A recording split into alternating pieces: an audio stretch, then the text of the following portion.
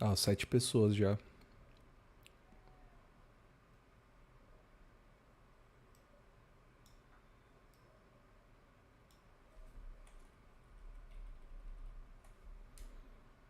Deixa eu atualizar aqui. Acho que a gente já tá ao vivo, viu? Boa. Estamos ao vivo, estamos ao vivo. Ah, 7 pessoas já. Tem um delay mesmo, né? Tem, mas pode atualizar a página que já vai aparecer. Deixa eu atualizar aqui, só um minutinho. Uhum. E aí, pessoal, boa noite. Quem tá por aí, manda um alô aí no chat. E me fala se o áudio tá bom também, por favor.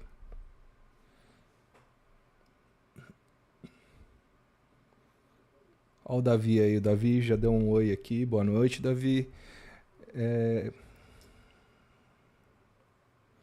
Pedro, fala alguma coisa pra gente ouvir seu áudio. Tá Fala- saindo, beleza? Aqui tá perfeito. E aí, pessoal, na live, como é que tá o áudio? Tá bom?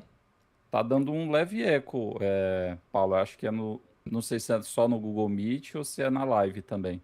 Eu Tá- acho que você não tá ouvindo o YouTube junto, não? Aqui tá Não, perfeito. o meu tá desabilitado, o áudio do YouTube. É. O áudio tá perfeito. Davi, tá saindo eco? Que aqui pra mim tá tudo certinho, parece. Precisava eu abaixo um pouco aqui.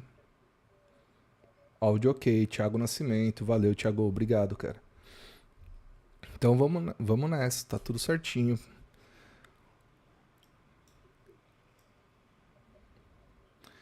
Pedro, se eu estiver olhando muito pro lado aí, não se preocupe, hein? Ignora essa parte aí que sou eu controlando as questões aqui.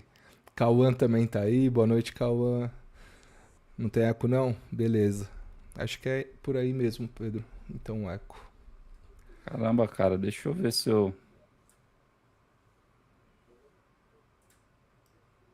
O estranho é que tá fechado aqui a aba do YouTube, sabe? O áudio Uhum. do YouTube tá fechado. Tá fechado?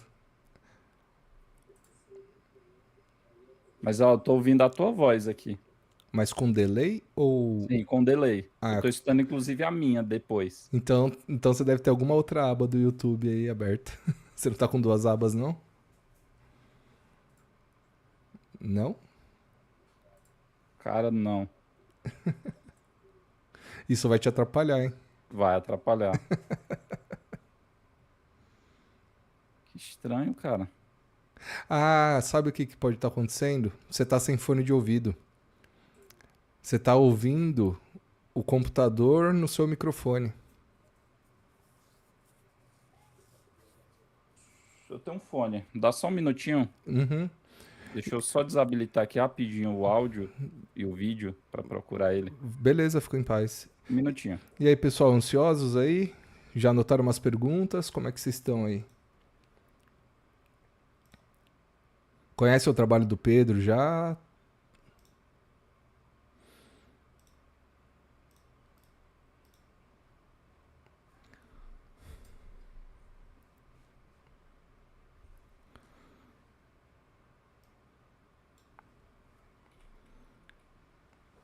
Fala, César, boa noite, boa noite. Acho que eu não tinha dado boa noite pra você ainda.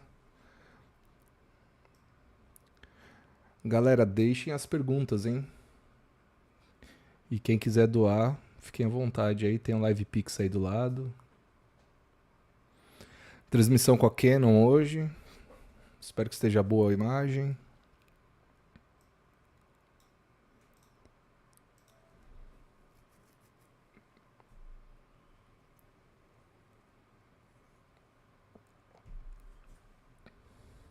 Voltei. Opa, e agora? Vamos ver se melhora a situação. Beleza, perfeito. Perfeito para o eco? Parou. Sem microfonia. Então, beleza. Pedro, acho que nós vamos começar então. Estamos com 7 pessoas na live. Pessoal, não esquecem de deixar o like aí, por favor. Ajuda bastante na divulgação. Eu tô atualizando aqui para ver se tem alguma pergunta, alguma coisa aqui. Ó, somos em 9 já agora na live. Pedro, acho que eu vou dar início aqui pra gente não terminar muito tarde também, tá? Bom, galera, eu vou fazer uma pequena introdução do Pedro aqui.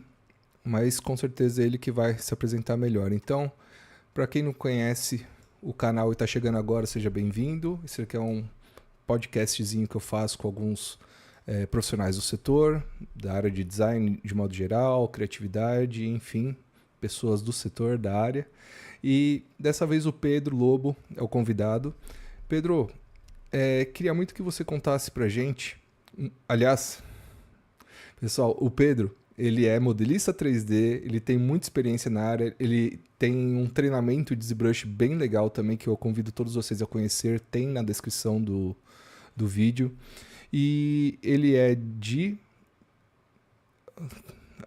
Teresina, Piauí, e tá agora, passou por Manaus, agora tá em São Paulo e vai compartilhar um pouquinho de como foi a trajetória dele ao redor aí do Brasil todo, trabalhando com design de joias. Pedro, seja bem-vindo. Conta um pouquinho da sua trajetória pra gente. A gente daqui a pouquinho vai dar uma olhadinha no seu portfólio também. Queria que você contasse também, né, pro pessoal como é que foi a história que você era autônomo, depois virou CLT e agora tá voltando para autônomo, por etapas, começando. Como é que, quem é você, da onde você é, o que você estudou? Conta pra gente um pouquinho aí da sua trajetória, por favor. Beleza. A minha trajetória é algo que intriga a maioria das pessoas porque ela é bem atípica, sabe? Sobretudo no ramo da joia, o que a gente tem é um padrão, né? Onde geralmente ou a pessoa ela já está inserida numa cidade, onde tem incidência de produção de joia, enfim, há aquele mercado, aquele habitat ali natural para se desenvolver como modelista 3D. Ou é de família, né? Uhum. Então, no meu caso, não foi nenhum nem outro. Teresina não é uma cidade polo de joalheria, não tem um mercado aquecido de joalheria. Apesar de você ter ali próximo Pedro II, que é um polo importantíssimo de Bijuteria? mineração Ah, de opala, uhum. então você tem na Bahia, que é próximo também ali, incidência de diamante, enfim. Muita coisa. Mas eu estava numa cidade que não tinha. Então, assim, o meu start, o meu começo foi no designer gráfico. Eu comecei no designer gráfico, que era onde dava para começar a criar alguma coisa, né? Porque geralmente nunca é o sonho da pessoa, eu quero trabalhar. Mas não era o meu, né? Então, eu comecei no designer gráfico e durante muitos anos trabalhei nessa área, né? Então, foi ali que eu tive os meus primeiros contatos com 3D, Uhum. especificamente na área de modelagem de embalagens e mascotes. Então, eu fiz bastante isso, mockup para apresentação em vídeo, Uhum. enfim. E passei muito tempo na área. Só que com o tempo eu fui me saturando, porque eu acho que o mal sobretudo do designer gráfico é você, pelo menos para mim, Uhum. era não ter a materialidade da coisa. Você não vê a coisa real. Por mais que você visse, às Você vezes, um rótulo que você fez, uma fachada que você desenhou, você não sentia aquela coisa que é o meu, eu fiz, prazer, sabe? né, Isso. de ver criar a vida, né, no É, produto. Mas você começou então ali trabalhando, sei lá, com Illustrator e Photoshop, CorelDRAW, alguma coisa assim? exatamente isso. É. Illustrator, Photoshop, E, CorelDRAW. e como é que você caiu no 3D em questão de estudo? Você estudou por conta? Você comprou algum curso? Você estudou em alguma escola? Como é que foi que? Porque o 3D você já foi direto pro ZBrush, né? Então, primeiro contato E foi. foi na necessidade mesmo, Uhum. né? Havia necessidade de modelar, eu usei o 3D Max, cheguei a usar o 3D Max. Eu usei um pouquinho também. Então, havia necessidade de modelar, não foi algo assim muito cheio não foi algo metódico, foi acontecendo. Eu preciso modelar isso. Como é que eu consigo modelar isso? Onde é que eu consigo resolver esse meu problema? Tem esse programa que parece que resolve. Aí eu ia para ali.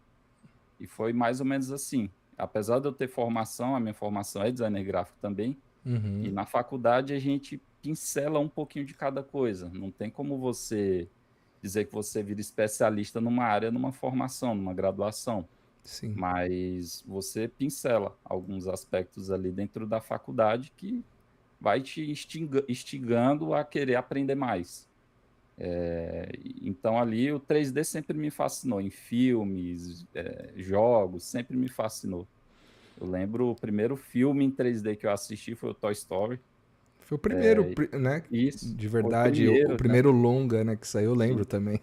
Teve a Cassiopeia aqui no Brasil, mas em termos visuais ela perdia um pouco pro Toy Story, né? Mas Mas esse eu não conheço, eu acho. É sim, longa também? longa-metragem. Ah, vou dar uma olhadinha, Longa-metragem. essa eu não conheço.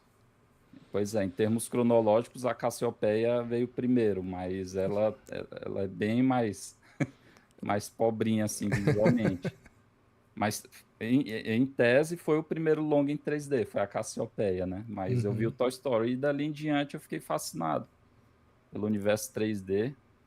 E ao longo do tempo, nesse processo de saturação também do designer gráfico, eu fui pensando em algo que eu poderia produzir em casa, ou como hobby, ou como, sei lá, um passatempo que poderia virar eventualmente uma forma de ser monetizado. Aí eu entrei na joia, né? Me veio na cabeça assistindo vídeos, foi inclusive aí nesse período que eu conheci o Jonas, porque foi logo quando ele começou a divulgar o curso dele e tal. Então eu cheguei nas joias, porque eu pensei assim, bom, pelo que eu via, tinha como você montar uma estrutura pequena e produzir mesmo que uma, duas, três peças em tiragens menores num espaço pequeno. E essa ideia me fascinou. Aí daquele ponto, em contato com o Jonas, a gente trocou muita ideia, inclusive dali saiu uma amizade bem promissora. E foi dali que começou mesmo a virada de chave para o mercado das joias foi ali. Foi, Mas foi um processo, você pode falar, conheceu o Jonas, então, antes de entrar no mercado de joias? antes de entrar, Olha só antes de entrar. que legal. Foi ele que, na realidade, quem me inseriu. Inclusive, eu tenho que agradecer muito ao Jonas, porque, sem sombra de dúvidas, eu no mercado de joias praticamente não aconteceria se não fosse por ele. Então, só gratidão Cara, eu conheci pelo. o Jonas faz pouco tempo, né? Faz, Sim, sei lá, uns 8 meses, mais ou menos. E foi por conta. Lógico, eu conhecia as redes sociais, já acompanhava ele, mas conversar com ele foi ano passado só. E ele que entrou em contato comigo pela live, a gente começou a bater papo e foi para Instagram. Ele já veio aqui também conversar com a gente. E foi um papo muito legal. E no final, né, muita gente tá se conectando. Eu percebi que ele conecta muita gente. sim, Eu tô achando isso muito legal, porque no fim das contas, até né, conversando recentemente com outras pessoas, aqui na conversa surge sempre o nome dele, é um nome recorrente, então fico muito feliz de ter conhecido ele e tenho conversado com ele pra gente refazer esse bate-papo agora para ele contar um pouquinho boa. da vida dele agora em Portugal, as experiências novas, as diferenças de cultura, etc., que ele tá vivendo agora. Pessoal, tá tudo certo com a live? Eu vi que ela piscou algumas vezes. Como é que tá a situação aí? Por favor, desculpa cortar o assunto, Pedro, mas eu fiquei preocupado aqui. Deem um feedback, por favor, na.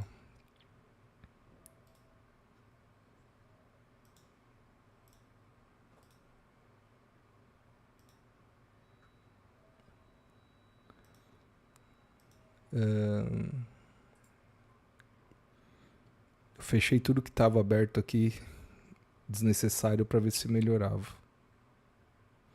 Aqui ainda está marcando como ao vivo, Paulo. Não, tá tudo certo, mas eu vi que piscou e fiquei preocupado, que às vezes ela dá aquelas perdas de dados.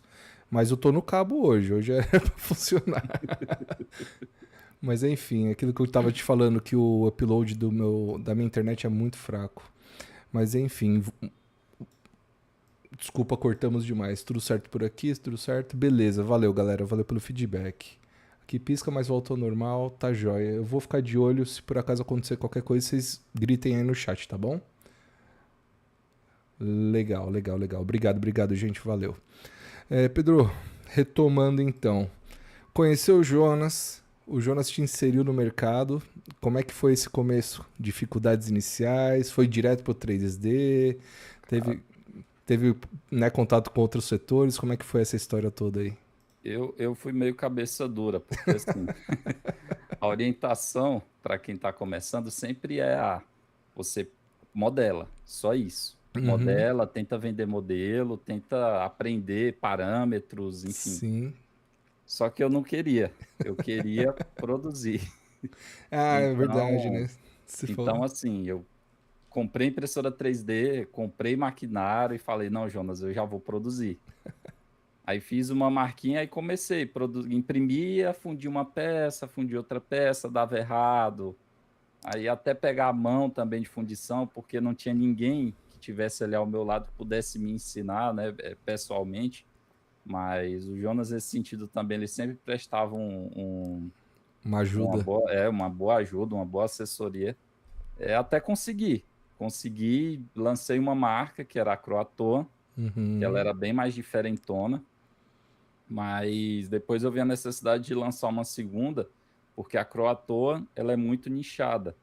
Elas são peças mais, um design mais rústico, então é muito nichado. Para você conseguir escoar vendas de um produto como esse, não é tão fácil. uhum, Aí foi nesse cenário que eu fiz a Lipsia, que é uma marca feminina, já bem mais voltada para commodities, produtos que vende com facilidade, que dá para produzir também com facilidade, com pouca matéria-prima.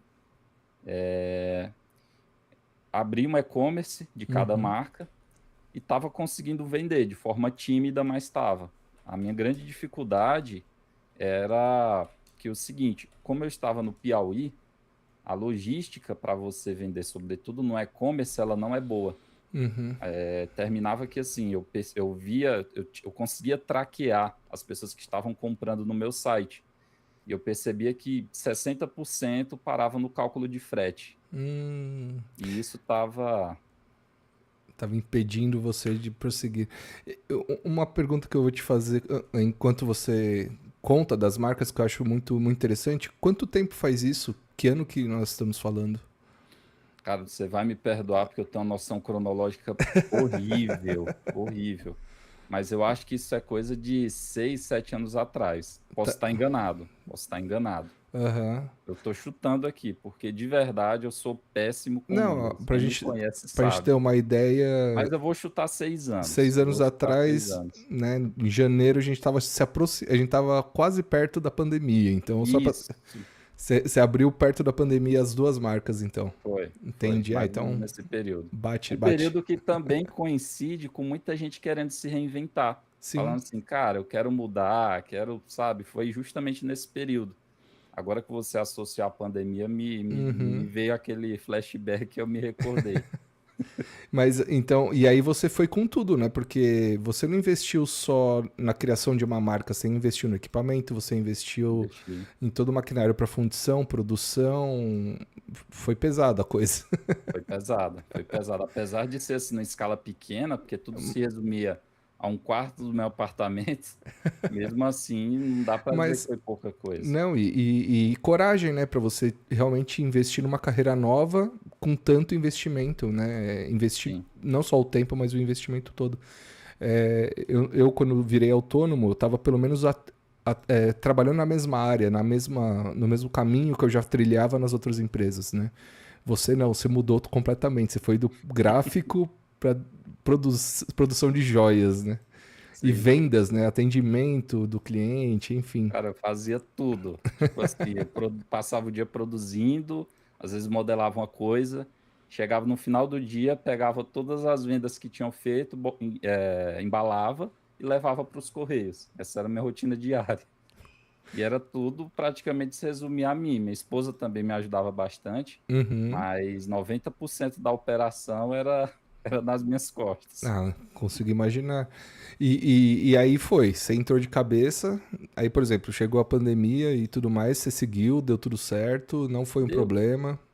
Deu porque eu levava como um negócio secundário. Eu ainda tinha muitos atendimentos na área de design, na área de marketing, que eu ainda fazia. Uhum. Eu já era, assim, a grosso modo, bem sucedido nessa área, porque era uma área que eu comecei muito cedo. Eu comecei na área de designer gráfico, eu tinha 14 anos. A minha primeira carteira assinada foi aos 15. Nossa. Então, foi bem cedo. Sim, sim. E Mas mesmo assim, né? Bem corajoso da sua parte arriscar desse jeito. E aí você foi tocando os dois trabalhos ao mesmo tempo. E eu lembro que você comentou que fez um curso lá na UFSC. Foi nessa Sim, época? sim. Ou foi antes da Foi, marca? foi logo após o curso do Jonas e ter feito a marca. Essa extensão da UFSC, eu buscava nela uma noção visual melhor, porque assim, o grande problema, sobretudo de quem está começando, é não ter uma noção comercial, uma Sim. noção comercial de design e de visual do que se vende, do que se pode produzir e comercializar com facilidade, né? Sobretudo em tendências também. Então, eu busquei nessa extensão ter uma noção melhor estética, sabe? Do que fazer, de como fazer. E é um curso, que, inclusive, que oferece um pouco dessa noção, porque ele trata também da parte mercadológica. É um curso muito bom. O, e, e você falou um negócio que é muito legal, que nenhum curso de design, nenhum curso de design de joias até, inclusive, se for focado, ele não vai te dar uma noção exata do que o mercado consome enquanto você não tiver realmente dentro do mercado, né? E Exatamente. quando você está dentro de uma fábrica, por exemplo, por mais que você tenha um pouco dessa noção e você visualize aquilo que é mais produzido, aquilo que tem mais recorrência entrando e saindo da fábrica, no varejo essa percepção muda bastante, né? Sim, sim, perfeitamente. Inclusive, quando eu fui trabalhar na Vivara, esse meu Uhum, senso do que é vendável e do que não é vendável, ele se apurou completamente. com certeza. Porque até aquele ponto eu meio que tateava no escuro. Às Uhum. vezes eu produzia um modelo completamente no escuro e dizia, cara, eu gostei, tá bonito, vai vender. Não vendia nada. Aí eu fazia outro, porque eu dizia, cara, isso aqui tá horrível. Ca- E vendia muito bem, performava muito bem. Eu não sabia por quê, né? Eu quando entrei na Vivara, eu entrei para desenhar, né? Eu fazia parte criativa junto com outros designers. E eu percebi muito isso, que aquilo que eu gostava de verdade nem sempre era aquilo que performava. E aí eu comecei a desenhar pensando naquilo que performava. E aí meu Sim, desenho mudou. Eu fui adequando o meu desenho àquilo que tinha mais saída. Então sim. isso me ajuda muito até hoje, né? Aquilo que eu desenho para comercialização, para ofertar para as fábricas, para as empresas, sempre parte com esse visual, esse olhar de público final, de varejo mesmo. E Pedro, vamos fazer o seguinte, antes da gente entrar nesse assunto aí que vai render muito pano para manga, eu queria mostrar um pouquinho do seu trabalho no Boa, portfólio, tá? boa. Aí a gente já vai também ter uma noção de como eram as suas marcas, as marcas criadas por você, né? Uma que é mais focada no mercado masculino, pelo que eu percebi, Sim. e a outra no feminino. Pessoal, vou trocar aqui o layout. Ahn, Pronto, troquei. Pedro, eu tô com o teu portfólio aberto aqui. Você no Meet não vai ver, mas no YouTube você vai vendo. Aqui tem uma introdução sua. Eu vou pular, né, a parte do texto aqui pra gente que você vai falar sobre. A primeira coleção que aparece aqui pra mim é uma da Vivara com a Gisele, que parece uma trança de metal, um sisal.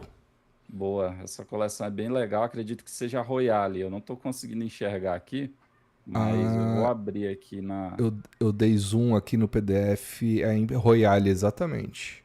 Perfeito. Deixa eu só abrir também aqui. Aí. Só para deixar bem claro para o pessoal também, Paulo, é que o meu trabalho na Vivara, ele era especificamente 3D. Uhum. Então, assim, os desenhos não são meus, são Sim, os sim. modelos em 3D. Então, a parte conceitual, a parte de mercado, apesar da gente entender um pouco, não faz parte da nossa alçada dentro da empresa, né? Sim, sim. Mas, assim, 2D e 3D, como você sabe, são setores que estão entrelaçados, não há nenhum tipo de divisão, mas a minha atribuição específica era 3D. Mas eu acho que é até legal a gente comentar isso, que na maioria das empresas, isso não é uma regra, tá, gente? Mas acontece com frequência dentro das empresas, que é separado o setor. Embora todo mundo se converse, porque no fim das contas o que interessa é o produto final, bem feito, são setores separados mesmo. O setor criativo tem mais envolvimento com marketing, com mais envolvimento na parte de produto mesmo, de vendas e etc. Até de treinamento, muitas vezes. E tem o outro setor que é mais ligado à fábrica, à produção, que é o setor de 3D. Isso não é uma regra, mas acontece e lá na Vivara isso é bem separado. Né? Pelo menos era na época que eu trabalhei em 2010 a 2013. Eu acho que é por conta da questão produtiva também, né? Uhum. Como lá se trabalha com volume alto, você tem que pensar na produtividade também. Então, Com- você fazendo esse trabalho mais segmentado, você consegue distribuir melhores as tarefas e, por consequência, ter mais produtividade. Sim, sim, com certeza. Mas até só explicando pro pessoal que às vezes acho que é Sim. todo mundo junto, ou que a mesma pessoa faz tudo, a parte criativa e o 3D. Mas essa não é a realidade da maioria das empresas, né? Boa. Mas conta pra gente um pouquinho então, porque esse trabalho de 3D aqui não é fácil não, né? Fazer. Não, não é. Cada fio desse ele é um fio mesmo, separado, ele não é 3D. Uhum, Essa é uma malha. Então, assim, eu tive que saber os tamanhos desses fios para projetar a largura do perfil direitinho, por onde ele ia passar, né, e onde ele iria colar. Essas peças dessa coleção é muito legal, porque por mais que seja fino, ao mesmo tempo ela é rústica. uhum, Porque esses fios, como você falou, ele tem um aspecto de sisal. uhum. Então é bem legal você ver cada fiozinho de ouro entrelaçado. Essa coleção é muito bonita. Por isso que eu coloquei ela logo em primeiro lugar, porque é um xodó para mim essa coleção. Pensar em toda a produção, né, das coisas é Sim. importante, né? O pessoal não é só 3D, viu, galera? Tem que pensar em todo o processo produtivo. Então tá, vamos para a segunda coleção, então. São de umas esferas com quartzo cristal. Essa peça ela já tem um padrão mais tradicional, né? Tem uns Uhum, pavezinhos ali, os brincos seguem o mesmo padrão para o colar. E, no geral, é uma peça bem comercial, né, em termos de dificuldade de modelagem. Eu diria que não é uma peça muito difícil de modelar, está em médio para básico, uhum, mas que tem um impacto visual também bem interessante, porque você tem aquela pedra maior que tem um brilho legal e você tem o pavê acima delas que traz um brilho legal também. Só que é um brilho fragmentado, não é aquele brilho completo que você tem na pedra embaixo. Então, esse contraste visual dos pavês mais a pedra embaixo é muito legal. E outro aspecto interessante dessa peça é que ela é articulada, então ela traz movimento também. Ela não é uma peça inteira. Cada modulinho desse ele é articulado. é, Isso é muito importante. dá pra ver as articulações. E o que eu achei interessante é que essa caixa, ela fica mais exposta também, né? Sim, sim, porque a lateral da pedra ela é um pouquinho alta dessa de baixo, essa pedra Uhum. maior. A lateral dela é um pouco alta, então a gente teria que fazer uma caixa um pouquinho mais saltada para conseguir abraçar melhor a pedra e não ter risco de cair, nem ficar folgada ali naquela área. Boa, boa. Vamos para a próxima então. Aqui são também cristal também, com É, a lapidações Florence, diferentes. Florence, exatamente. a Florence ela é bem tradicional, já segue um Uhum, padrão bem tradicional. São peças mais. Eu não usaria o termo commodity, mas são peças mais usuais dentro da joalheria, né? clássicas, né? Clássico. Uhum. Esse é o termo. Não dá pra ver como é que são os anéis, mas a pulseira e o colar. A gargantilha parece ser bem bonita também, viu? A gargantilha ela segue um Vários padrão módulos, né? parecido. Ela segue um padrão parecido ao da pulseira em termos de pedras, de formatos de pedra, só que são vários módulos e são blocos. Só que você vai ter os mesmos tipos de pedra dividido em blocos. É bem interessante também, só que a gargantilha não foi eu quem modelei. Eu Ah, só tá. modelei a Entendi. pulseira. Ali é porque ela apareceu na foto. Tá, tá, tá explicado então. Mas fiquei Sim. curioso. Lá divide-se coleção? Normalmente é onde eu trabalho. Bom, lá eu não me lembro mais, tá? Mas normalmente é onde eu passei. Quem modela, por exemplo, o anel já fica responsável por toda a coleção, não se divide, para que Isso, use os mesmos parâmetros, mesma estética, até para facilitar a modelagem, né, de um projeto para o outro. sim. Via de regra, esse é o cenário ideal, mas quando você tem um gargalo maior ali de trabalhos, você vai ter que ter uma divisão Sim. de peças dentro da mesma coleção. Ah, não. Isso acontece. No aperto com Sim. certeza. Agora eu tô mostrando os coraçõezinhos, a coleção Galaxy. Isso também foi um complemento de coleção. Essa coleção ela já existia, né? Então Uhum. é até interessante falar isso para o pessoal, porque às vezes você tem uma coleção que ela já está rodando e cria-se mais peças para a mesma coleção seguindo o mesmo padrão visual, que foi o Sim. caso da Galaxy. A Galaxy já tinha, acho que anel, colar, se eu não me engano, mas já tinha uma série de peças. Aí foi solicitado esse colarzinho, que eu segui o mesmo padrão do coração e só foi um complemento de coleção.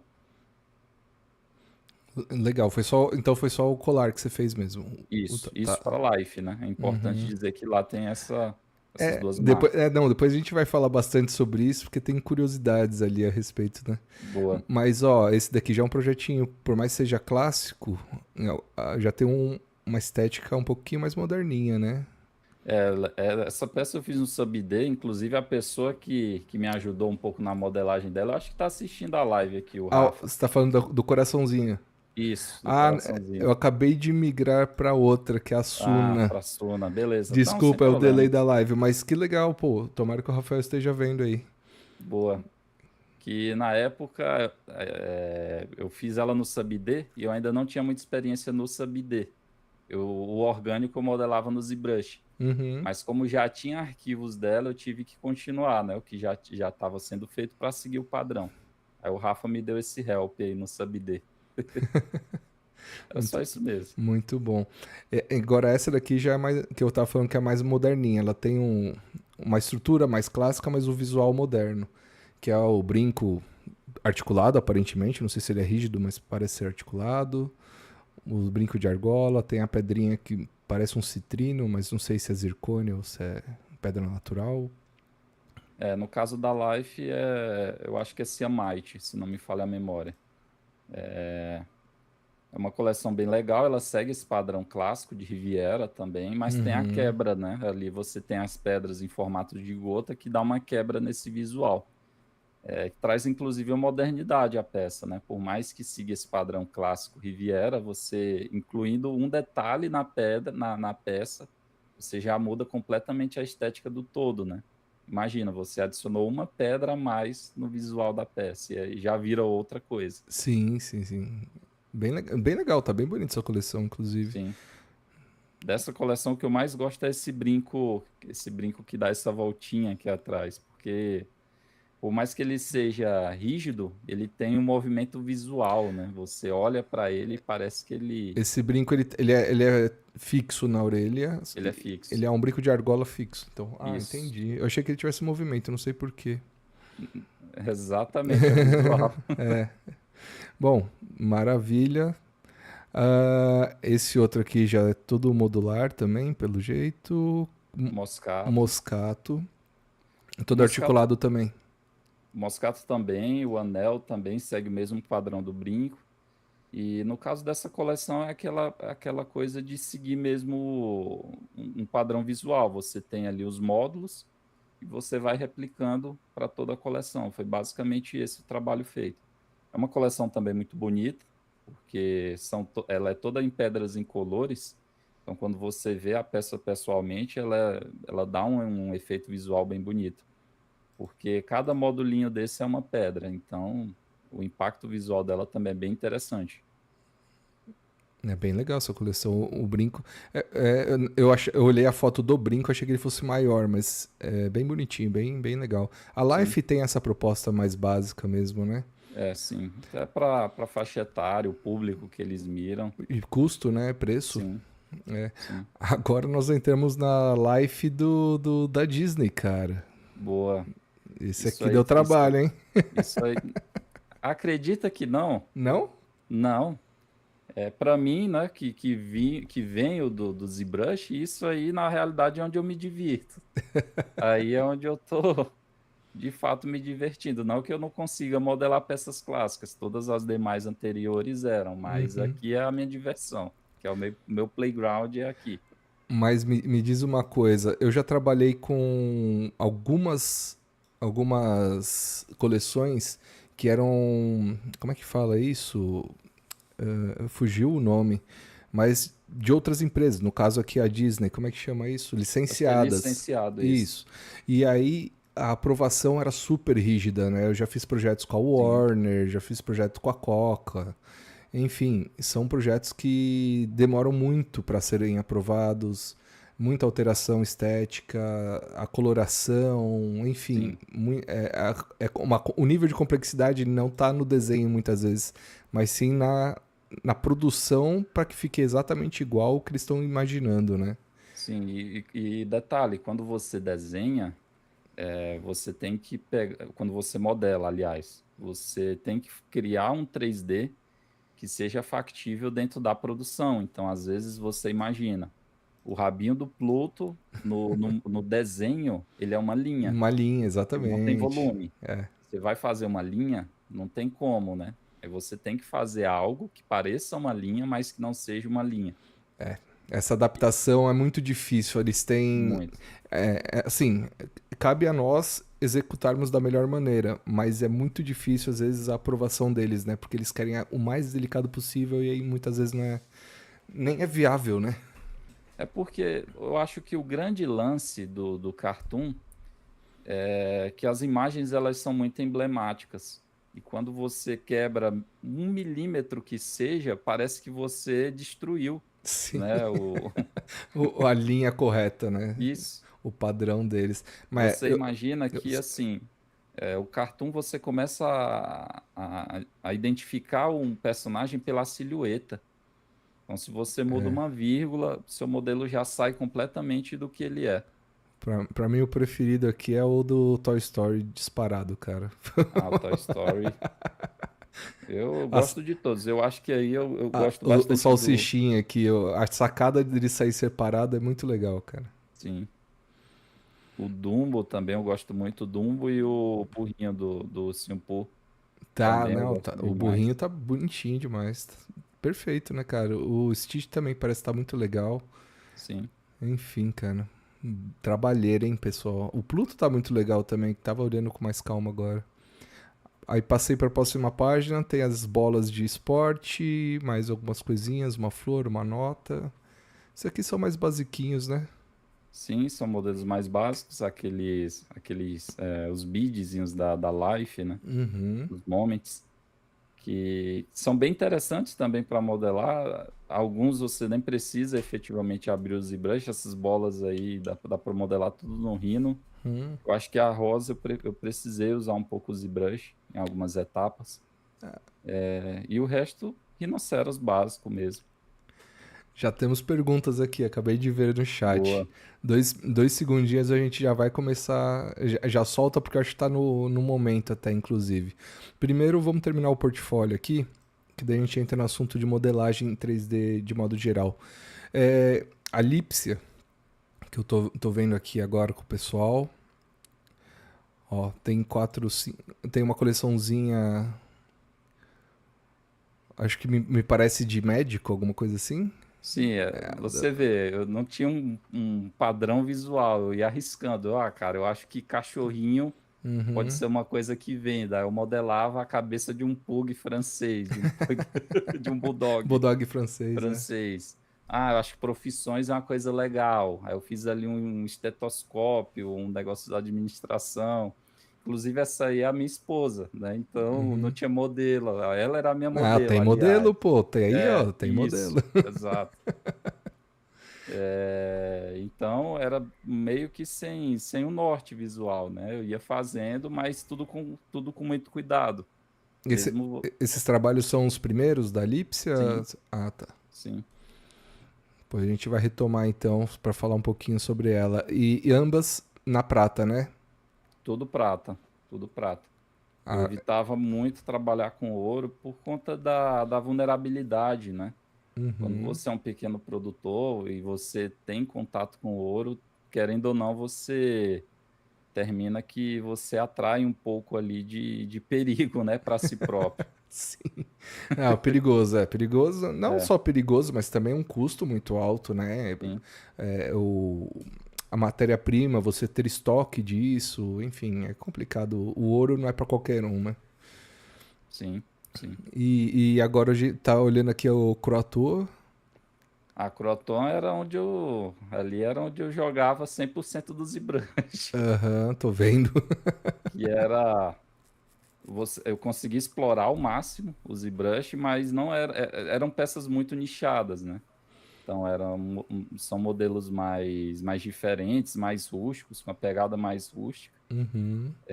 Então também não tinha um direcionamento específico, né? Eu ia meio que no feeling do que eu achava legal, né?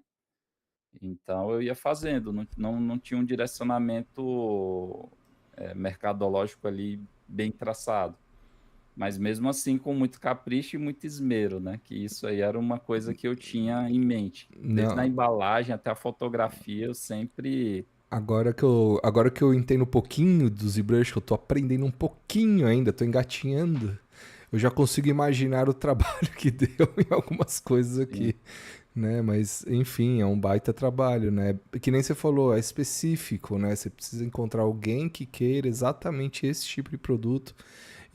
No Brasil é um pouco mais complicado, talvez até lá fora tenha um público maior para esse tipo de trabalho, né? Mas aí a dificuldade de entrega enfim. aqui no Brasil existe também, só que ou você tem que estar próximo fisicamente dessa maior concentração de público, que eu Uhum, diria que é nas grandes metrópoles, tá, ou faz você tem que sentido. ter uma operação de e-commerce e logística muito boa para vender esse produto 100% de forma 100% digital e ter uma entrega rápida e barata. Uhum. É, bom, aqui, bom, acho que encerramos aqui. Boa. Ó, pessoal, se quiser deixar algum comentário sobre o portfólio, alguma dúvida, vão mandando aí. Eu vou entrar antes da gente. Tô voltando pro layout do bate-papo, tá, João? João. Pedro. O João deixou um comentário aqui que eu queria trazer para você antes de qualquer coisa. Que ele falou que a playlist tutorial do seu canal foi o primeiro contato com o Rhino que ele teve. Poxa, cara, legal, legal saber. Né? Muito bom, muito bom. E Em breve eu vou estar postando mais coisa. pô, por favor, retome, né? Sobretudo de ZBrush, né? Eu percebi um dia desses, uma pessoa me questionou, cara, você dá curso de ZBrush, mas quase não tem aula de ZBrush no teu canal, né? Bota umas coisas, eu vou botar também, vou fazer uma playlist lá de ZBrush, E eu vou vou, aumentar eu vou essa de assistir. boa, Faz umas lives também, cara. Uma experiência diferente. Legal, bora, bora, divertido vou também. fazer. E, bom, aproveitando que a gente já entrou nessa coisa de 3D e quis entrar com esse comentário do João por conta que ele sempre tá aqui nas lives e, enfim, teve esse primeiro contato com você, o César Design, ele mandou aqui, eu não sei se ele é o...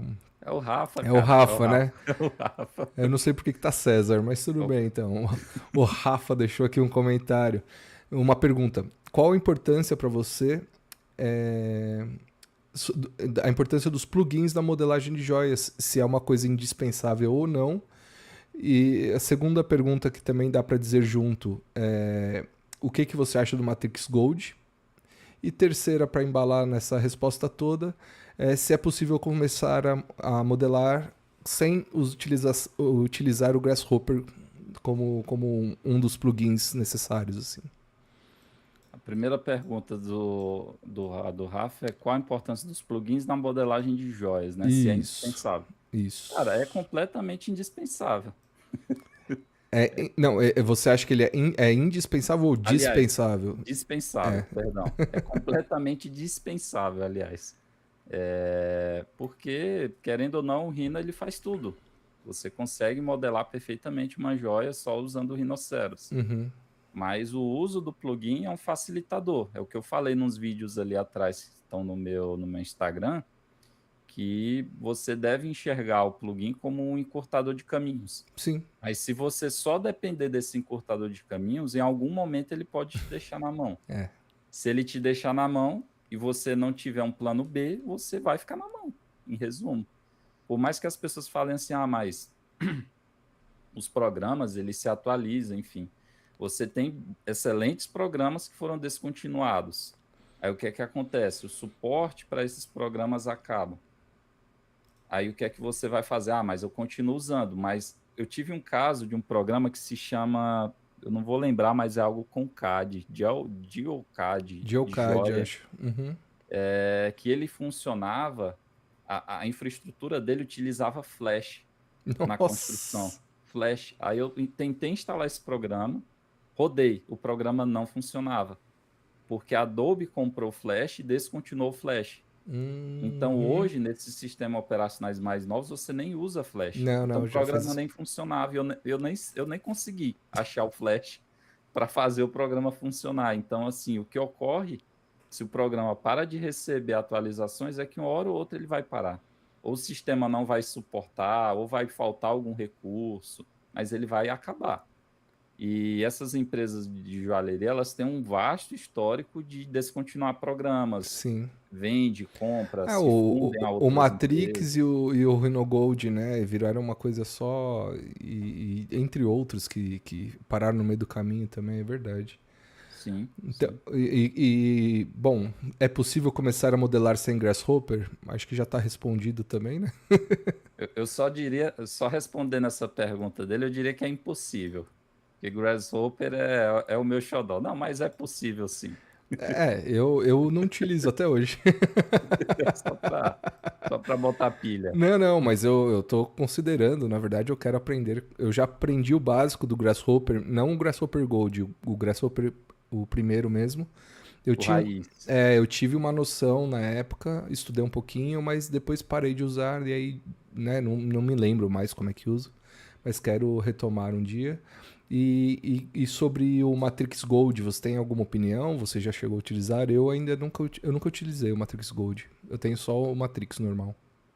Matrix Gold eu usei, cara, é um excelente programa. É um excelente programa, muito pesado. É, o Mas comentário que todo mundo faz. é muito pesado. Para você rodar ele, você tem que ter um tanque de guerra, não é um computador. Porque o programa é pesado, mas ele é muito bom porque ele é paramétrico. Uhum, Então, ele tem um estilo de modelagem que lembra o Grasshopper raiz, que é usando parâmetros. tá. Quando você modela uma coisa, você sempre tem como voltar atrás. Por Fica aquela exemplo, árvore, né, isso, de edição. de edição. Se você faz um Eternity, aí você modelou esse anel Eternity com pedras de 1,5. Você bota 2 milímetros na pedra, o anel ele já se adequa completamente ali, você faz uns mínimos ajustes e a peça já está pronta. Então, nesse ponto, ele é Sim, muito bom, é mas é pesado, é muito pesado. perfeito. Bom, o Davi mandou um comentário aqui falando que acompanha seu trabalho há bastante tempo, que gosta bastante do seu trabalho. E o Michel, que já trabalhou comigo também. O- Michael, ele falou, ele elogiou seu curso também, falou que o seu curso é muito bom. E galera, tem na descrição não só o link do curso do Pedro, mas também um cupom de desconto de 15%. Tá? É só colocar lá direitinho o cupom Paulo e aí você já ganha o descontinho na hora de executar a compra. É, enfim, vamos voltar ao bate-papo. Falando um pouquinho aí de modelagem ainda 3D. Bom, você começou com o ZBrush e depois você teve que ir para o Rhino, né? Acho que foi um automático o aprendizado. Você teve que ir, né? Não teve muita escolha. sim. Você aprendeu como o Rhino? Foi por conta própria? Foi através do curso do É, Jonas? realmente foi com o Jonas. Tá. Na realidade, inclusive, essa amizade entre eu e o Jonas começou na vontade dele de querer aprender o ZBrush e eu de querer entrar no mercado das joias e também aprender Rhino. Então, a Uhum. gente interagia pessoalmente, sabe? Uma troca, né? Era uma troca de conhecimentos. Legal. Então, é inevitável. O rinoceros para joalheria, você não tem como fugir dele. Inclusive, assim, no meu curso, em vários momentos a gente usa os dois programas, porque o ZBrush, por melhor que ele seja, ele não é um programa bom de trabalhar com dimensões. Então, era aquilo até que eu havia comentado com você. É inevitável você trazer um objeto para o ZBrush dimensionado ali. É Uhum. mais fácil fazer isso, vindo do Rhino, do que você tentar escalonar ele no ZBrush. Ele tem uma Sim. ferramentinha de escala, mas não é tão eficiente. Ela não é tão eficiente. Essa questão dos parâmetros você perde. Ele é um software artístico, né, no fim das Sim, contas. sim, A preocupação dele é fazer essa modelagem bem orgânica e bem específica que a gente usa para joalheria, né? A gente adapta isso para joalheria. Então, a mescla dos dois é o melhor dos mundos. Então, por sim. isso que hoje a maioria de quem modela já tem o conhecimento dos dois softwares, né? E uma coisa que eu queria te perguntar, aproveitando nessa história, é o uso de IA na modelagem 3D. Esse tema é polêmico, meu amigo. Antes da gente ir pro tema central aqui, que é justamente você contar a história aí da ida sua para CLT depois de ser autônomo, é, como é que tá essa experiência, que eu sei que você também tem isso no treinamento, eu já tô explorando também, já fiz alguns bons testes, outros mais complexos, outros mais simples, mas queria te ouvir, qual que é a sua opinião, como é que estão as coisas, não precisa falar o nome das ferramentas, tá? Já que você oferta isso Boa. no curso, fica à vontade para falar o que você quiser.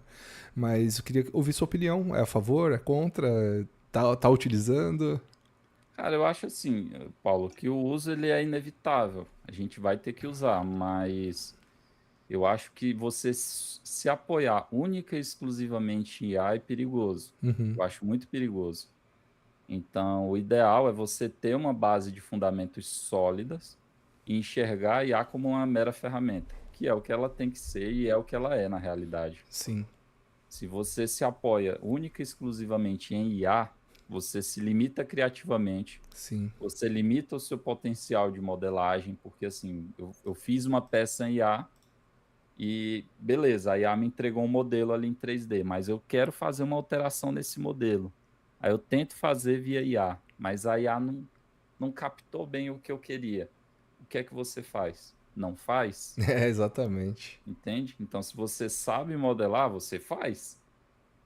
E o outro ponto também é que, sobretudo na modelagem orgânica, a IA entrega, tem boas IAs que entregam bons modelos, Uhum. mas nunca é algo 100% acabado. Às vezes você sempre tem que dar um toque a mais naquele modelo ali para ficar algo realmente interessante, sobretudo em detalhes. Uhum. Às vezes, quando você tem um modelo pequeno, ela modela bem, mas quando você tem um modelo um pouco maior, um pouco mais detalhado, ela começa a se perder e não faz um todo legal.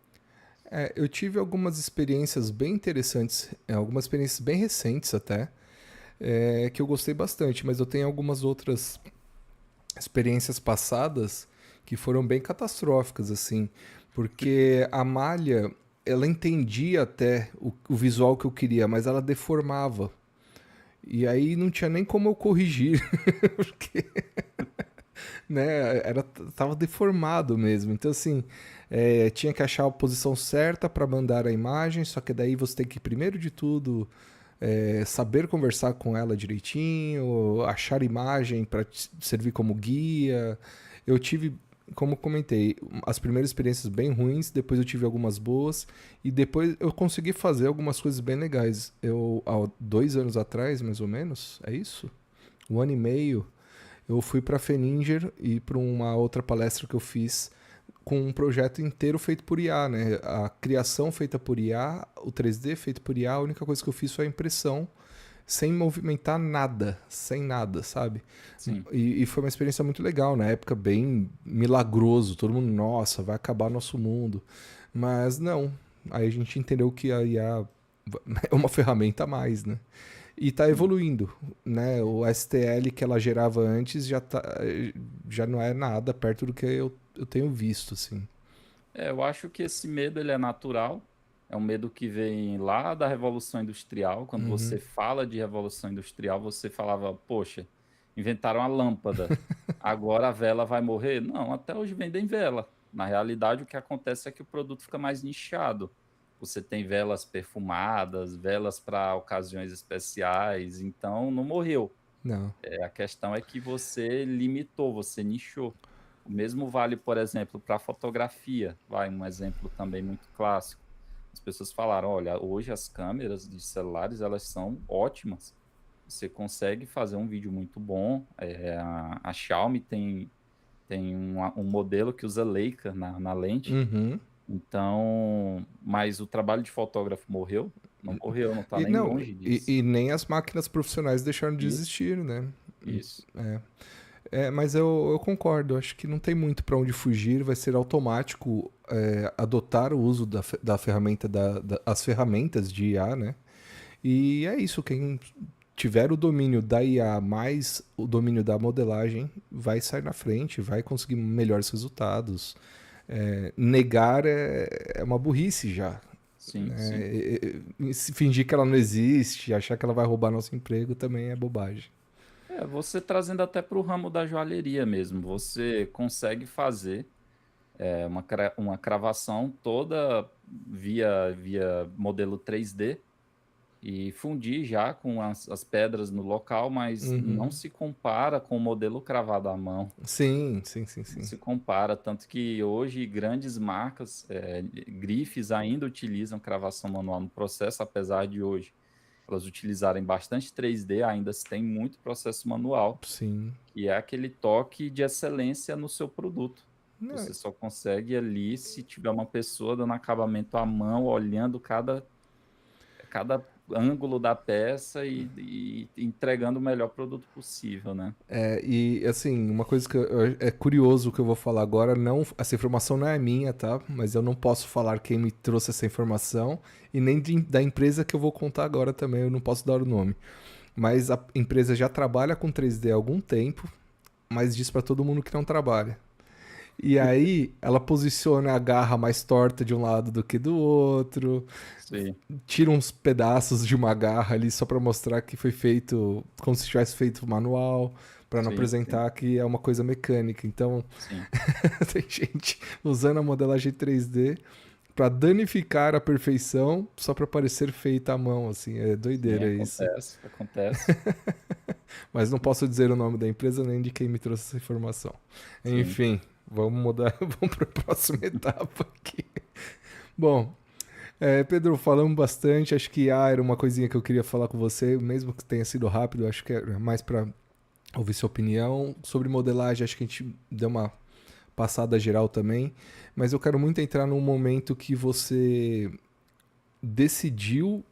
Na verdade, eu queria que você contasse como é que foi o convite para trabalhar na Vivara, como é que foi a decisão, né? O porquê que você quis ir, como é que foi a decisão, porque você já estava com todo equipamento na sua casa, já estava com treinamento rodando, inclusive, a gente não falou nada do seu treinamento, depois a gente pode entrar nesse assunto, né? Mas falando da Vivara, você recebeu esse convite quando você já estava tocando o seu trabalho por conta própria.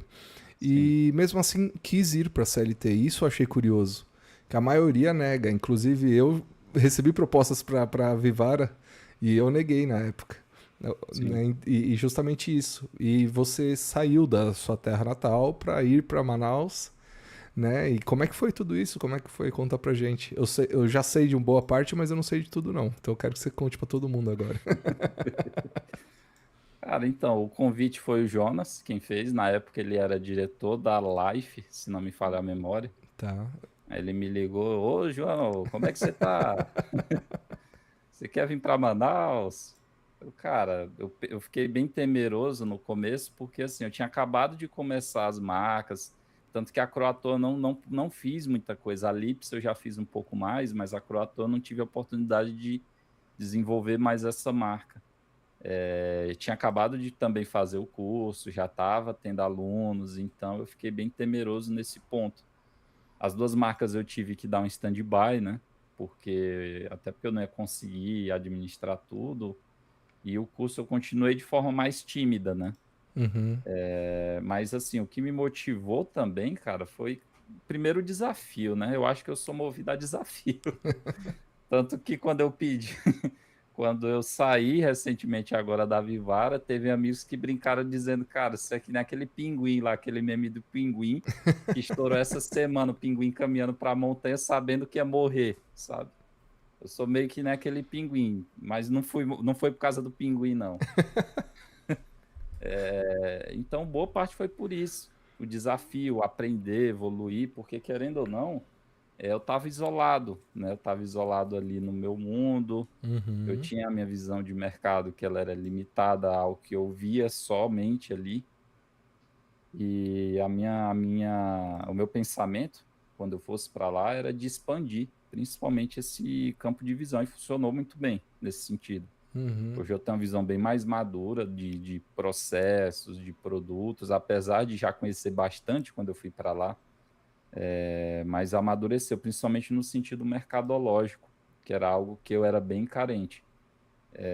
Então foi muito bom nesse sentido e era algo que eu buscava quando eu fui para lá. Então, assim, foi uma decisão estratégica. Eu vejo muitas pessoas motivadas por questões banais, sabe? O dinheiro, ou não, é porque eu quero fazer um churrasco no meio da semana e tomar minha cervejinha, sabe?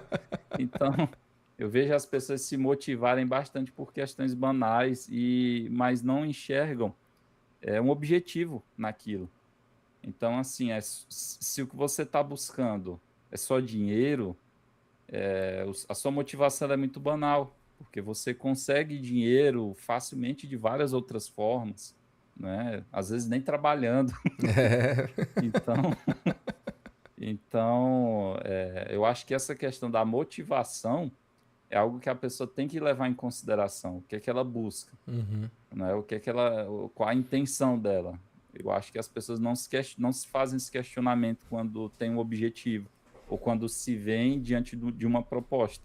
Uhum. É não pensar o que é que isso pode agregar e desagregar a mim, né? O que é que eu ganho e o que é que eu perco. Eles não fazem essa conta e geralmente quando fazem é o que eu falei, são motivações bem banais.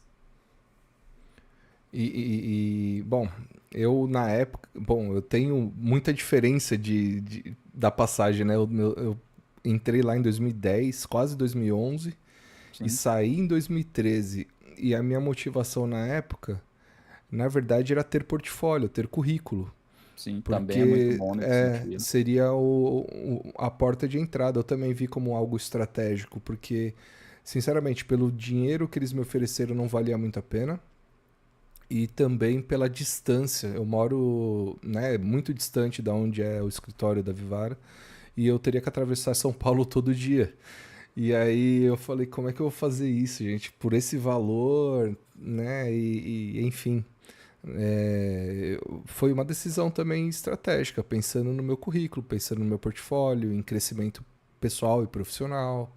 E foi fundamental para que eu me desenvolvesse, com certeza. Foi uma faculdade que eu fiz lá dentro, Sim, né? E já iniciar assim, eu já tinha experiências anteriores, mas é uma pressão muito grande que existe lá dentro, né? O pessoal não tem muita noção, mas é a maior joalheria do Brasil. Do dia para noite você da América Latina, na realidade, então, hoje, né? do dia para noite você é responsável pelos projetos que entram nessa loja, sabe? Por todo aquele estoque Sim, gigante. Então, né, um erro, que nem eu brinco, um erro é vezes 500, vezes 1000, sim. né? E uma vez, um dos meus primeiros projetos, eu entreguei ele e aprovei, né? Tudo certinho. E não tinha um carimbo deles, cara. Tinha o 750, mas não tinha o V. E Sim, nossa, assim, foi uma correria para resolver isso. E cabe a nós, né? E isso virou um aprendizado. Hoje não sai uma peça minha sem eu pensar se tá com o carimbo certo ou não. sim. Então, isso é muito legal e muito, sem dúvida nenhuma, uma experiência muito grande. Então, você foi movido pelo desafio e por esse conhecimento, para expandir o conhecimento. Então, esse foi a maior motivação. Sim. Sobretudo, eu não diria nem tanto o conhecimento, mas a visão, sabe? Eu Uhum, acho que quando você está numa rotina de trabalho e você meio que atrofia um pouco o seu jeito de enxergar o mundo, de enxergar as coisas, eu acho que mudar ela é uma necessidade latente.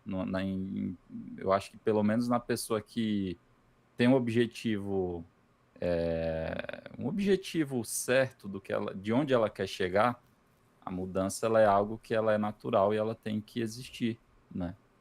Então, é algo arriscado. Eu não vou dizer que é mil maravilhas. Você está aqui todo mês tendo o seu salário certo, tudo pago direitinho, as contas pagas para você chegar e dizer, agora eu vou me aventurar como um freelancer. Uhum. Não é uma decisão fácil, mas e até o pegar o filho, o jeito também de voltar, tudo, não é fácil. Mas também você se imaginar 30, 20 anos na mesma posição também não é uma decisão fácil. Sim. Então, tudo são dois pesos e duas medidas. Eu acho que a pessoa tem que saber avaliar essas questões, né? E Não, você tá falando, você já tá meio que entrando na sua troca, basicamente, já, né, no último mês, não, né? Faz o quê? 10 dias que você saiu de lá? sim, foi semana passada, retrasada, não sei, não lembro. Então, Sou ruim mas é algo muito recente também que você tomou justamente a decisão de retomar a vida de autônomo. Mas uma coisa que eu queria que você falasse da sua passagem ainda, primeiro que a gente falou levemente sobre isso lá em cima e você tocou de novo agora, que é sobre essa visão comercial, né? Essa visão de produto, que foi uma coisa que realmente expandiu muito o meu olhar lá dentro. Por conta disso, eles são, pelo menos comigo ali que estava desenhando, eles eram muito claros com os números. sim, Paulo, isso não vendeu nada, isso vendeu milhões. Isso aqui vende, isso aqui não vende.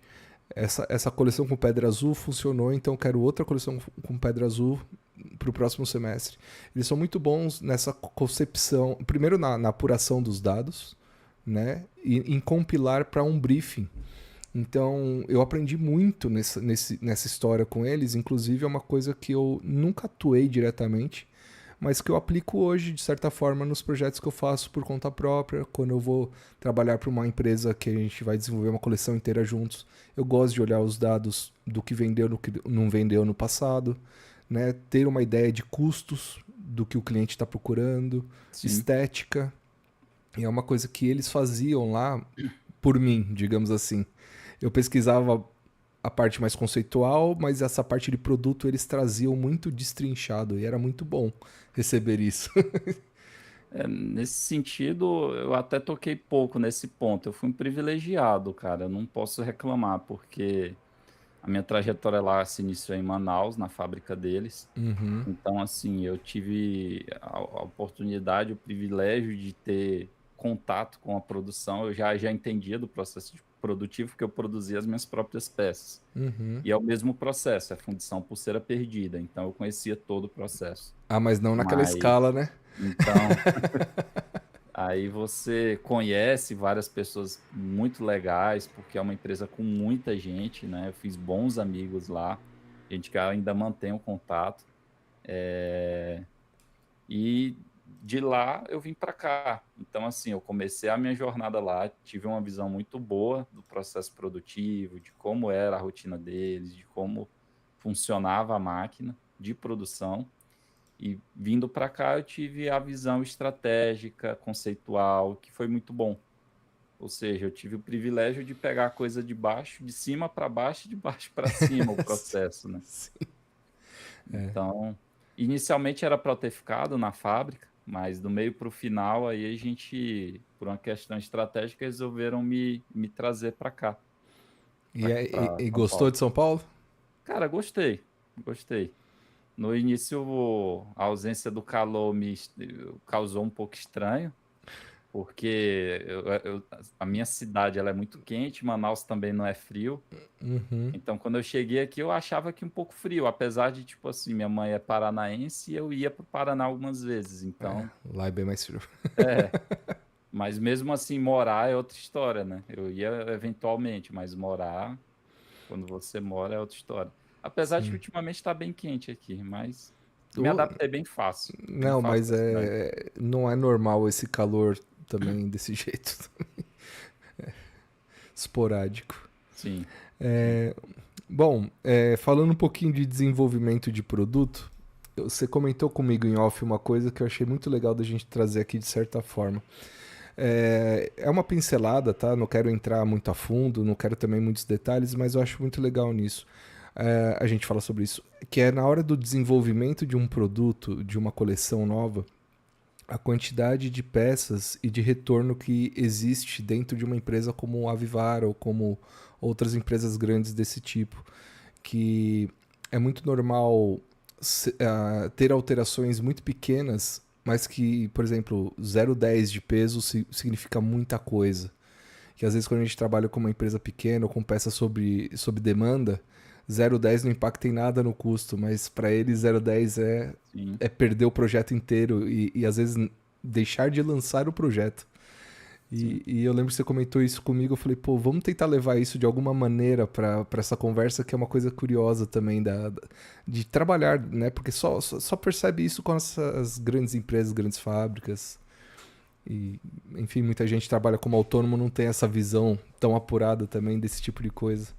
Então, isso foi um choque para mim, Olha lá. porque quando eu modelava, eu não tinha todo esse cuidado. Eu modelava direito, sempre modelei. Não é que eu modelasse errado, Uhum. mas você se importar com o local onde uma pedra está localizada, cara, era algo que para mim não existia isso. Não existia.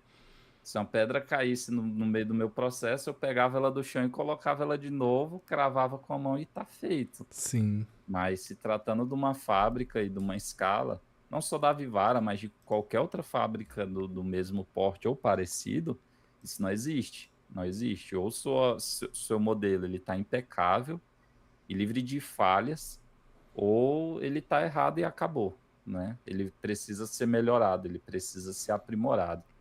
Então isso foi um choque, porque quando eu produzia eu não tinha todo esse cuidado.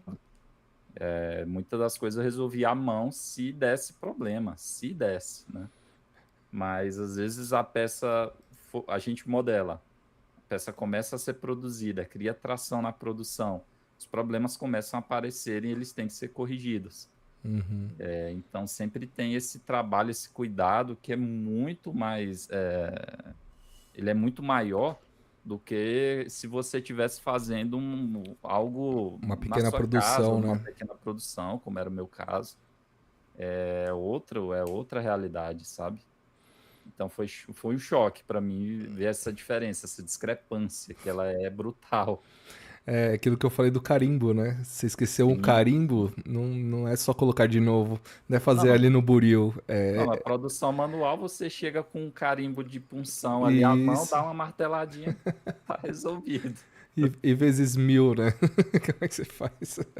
Porque os tubos lá, assim, é muito difícil quem nunca passou, nunca nem viu um vídeo de como é uma produção que nem a da Vivara e de outras empresas. Tem muito vídeo na internet da Pandora e tudo mais que mostra que a quantidade de tubos que são fundidos de uma vez. Então não tem margem para erro. Então você tem Não que tem. fazer a modelagem, averiguar cada detalhe, simular peso, simular custo, simular toda a parte de produção. Faz uma amostragem normalmente, não sei como é que tá lá, mas normalmente faz-se uma amostragem para detectar os possíveis problemas. Deu tudo certo, já cai para, sei lá, de 10 peças para 1000. Sim, Do dia para noite, o molde tá valendo 1000 peças agora, então. sim, E é isso aí. Um errinho é drástico. exatamente, E, exatamente. e não só isso, né? Essa questão do peso, quantidade de pedras, é uma coisa que eles levam também muito à risca, né? E hoje agora com esse aumento na matéria-prima, o ouro batendo recordes, a prata também, surpreendentemente está aumentando muito. Você viu que Quiçá talvez a prata vire o novo ouro, não sei. na verdade, são objetivos diferentes, né? O ouro continua sendo o principal lastro do mundo e o porto seguro para todo mundo. A prata, embora seja um metal muito utilizado para isso também, como uma referência de segurança, tem muita. Eu estava vendo isso esses dias. Tem muito envolvimento com a produção de eletrônicos, cara. Sim, sim, Então, como a IA está puxando muito a produção de microchip, etc., a prata teve um boom óbvio devido à guerra. inseguranças e tudo mais, mas muito por conta dessa produção de eletrônicos. Sim. Então, foi isso que fez mais diferença na valorização da prata recente do que a própria guerra, a própria insegurança entre as nações. Achei curioso trazer isso agora. Você vê até alguns periféricos, né, como memória RAM. Memória RAM ultimamente aumentou muito porque IA, ela é basicamente ela se apoia em memória RAM. Então, mas antes era a placa de vídeo, Com as por causa da mineradoras de cripto. Bitcoin É, e agora virou a memória RAM por causa da IA. E aí sim, vai, né? Cada hora é uma coisa diferente e a gente vai ficando sem possibilidade de compra aqui de hardware para computador. verdade, verdade. Bom, então, pessoal, se vocês tiverem alguma dúvida, algum questionamento, alguma pergunta, vai soltando no chat aí. E, Pedro, aí, beleza, cheguei na Vivara, trabalhei na fábrica, vim para São Paulo, tomei a decisão de sair da minha cidade natal para ir para Manaus. Depois vim para São Paulo e aí você decide sair por conta própria, Por conta própria. né? Já dei esse spoiler aí. Mas Sim. então, mas como foi essa decisão? Porque não é fácil, né? Aquilo que você Ah, estava cara, não falando, é. né? Você tem a segurança, né? Que é aquilo que eu até deixei como um dos melhores atrativos para um CLT hoje é a segurança. Não tem o que Sim, discutir, né? sem A sombra de vida de dúvidas. autônomo é uma vida complexa e insegura. E como é que foi essa decisão? Conta pra gente aí como é que você resolveu fazer isso. Não, não foi fácil, não foi fácil porque é aquilo que a gente já havia falado, né? Você imaginar, poxa, cara, eu tô ganhando X, tenho aqui a certeza de que eu vou ganhar esse valor e que eu não preciso me preocupar com isso. Beleza. E é um trabalho legal, é um trampo legal, tem pessoas legais lá também. Eu fiz ótimas amizades. Eu levo até para minha esfera pessoal. Uhum. Aí você, da noite pro dia, você imagina, cara, amanhã eu não vou ter mais nada disso. É. Né? É algo que assusta a maioria, né? E me assusta, não vou dizer que não me assuste essa ideia, mas é aquilo que eu falei, eu não gosto de ficar por longos períodos numa só coisa, sabe? Eu gosto de mudar mesmo que minimamente. Eu Uhum. gosto dessa evolução, dessa transição, sabe? Porque me dá a sensação de que eu tô me movimentando. E boa parte do que me motivou foi esse movimento, sabe? Eu não vou dizer que eu nunca voltaria para um trabalho CLT, porque eu acho isso, da minha parte, eu acho bobagem. Voltaria perfeitamente. Mas Uhum. hoje eu estou mais inclinado a tentar retomar meus negócios, as minhas marcas. Eu vou tentar, né? Eu tinha Uhum. um curso que já estava rodando, ainda está rodando, que eu vou agora trazer um novo módulo agora focado em rinoceros e grasshopper, que era algo que eu já tinha no YouTube há muito tempo, só que Uhum. era gratuito. E Uhum. muita gente falava, cara, eu gosto muito, me passa mais aula, porque eu quero aprender mais, e eu nunca tinha me movimentado nesse sentido. Eu tinha um ZBrush, fiz o Uhum. de render também, que é muito bom, Uhum. mas aí o de Rhino eu fiquei devendo, de Rhino com Grasshopper, que são as duas ferramentas que eu uso mais para modelagem tradicional. E agora me veio que é legal também alimentar essas ideias, porque você imagina, você tem um sonho e você começa a nutrir esse sonho. Você investe nesse sonho tempo, energia, recurso, e por questões de estratégicas ou força maior, você abandona em determinado momento esse sonho. E imagine que aquela coisa está ali parada, sabe? Se você não se movimentar, ela vai morrer, acabou. E isso me assustava, porque imagina, a ideia de errar não é o que mais me assusta. Já está claro isso, né? Mas a de não tentar, isso me assusta. De não tentar, para mim, ela é algo que me assusta mais do que de errar, porque errar por errar, se eu fosse nesse pensamento, eu estava lá na minha cidade, ainda Sim. trabalhando com a área de designer gráfico. Eu ganhava muito bem, estava Uhum. muito bem posicionado no mercado. Tanto que eu até hoje tenho trabalhos, tenho clientes na área que não tinha como largar mão, porque eram trabalhos muito grandes, né? eu cheguei a coordenar um setor de marketing design de uma indústria, né? Então não era um negócio pequeno. Então, mas larguei tudo isso, inclusive, né? Na mudança de profissão, eu tive que largar desse trabalho, que era um trabalho que me pagava muito bem, não tem comparação. Aí mudei de cidade, fui para Manaus, vim para cá, talvez me mude, não sei. É aquela história do pinguim, né? Eu tô rumo à Não, montanha. mas eu acho ótimo isso. E eu compacto do mesmo pensamento. Eu também gosto das mudanças. É que agora eu tô focado em fazer as coisas darem certo Sim. Não, e às como, vezes é o como. momento também que a pessoa tá que necessita daquilo. É por isso que eu Uhum. falo, eu não descarto, eu posso ir, posso voltar, a minha É. vida é feita de É, movimento. hoje o YouTube me dá uma energia extra, porque só fazer projeto para os outros já estava me matando. Eu estava extremamente desgastado, com a cabeça ruim. E o YouTube, por mais que eu tenha um desgaste extra, porque eu estou trabalhando nele basicamente todo dia a mais nessa história, então para gravar vídeo, para fazer live, para vir conversar com vocês, é, enfim, é um trabalho extra que eu adicionei. Eu não deixei de trabalhar para meus clientes, eu só adicionei mais tarefas. Mas é hoje o que me dá mais prazer de fazer. E aí daqui a pouco talvez não seja mais isso, seja uma outra atividade. Aí, sei lá, tô aprendendo a tocar bateria, daí eu monto uma banda e começo a tocar por aí, entendeu? Eu gosto dessas coisas doidas, assim, que a Sim. vida vai levando a gente. E eu não gosto de ficar planejando muito também, né? Então, por isso que eu falei, uma coisa que você comentou que não tem medo de sair, de trocar, de errar. Cara, antes de eu virar autônomo, eu fiz as contas entre estágios e trabalhos registrados, eu passei por 10 empresas, né? E agora a quantidade de cliente que eu já atendi como autônomo também não tá escrito, eu não sei nem esse número qual é, entendeu? Mas eu chutaria mais de 100 até. Sim. Então, assim, a gente não tem muita noção. Eu acho ruim a gente calcular demais, a gente tentar. Como é que fala? Planejar demais. Eu gosto de viver a vida do jeito que ela vai acontecendo também. Então eu compacto do seu pensamento. Sim. Eu só discordo de uma coisa: eu jamais quero voltar pro CLT.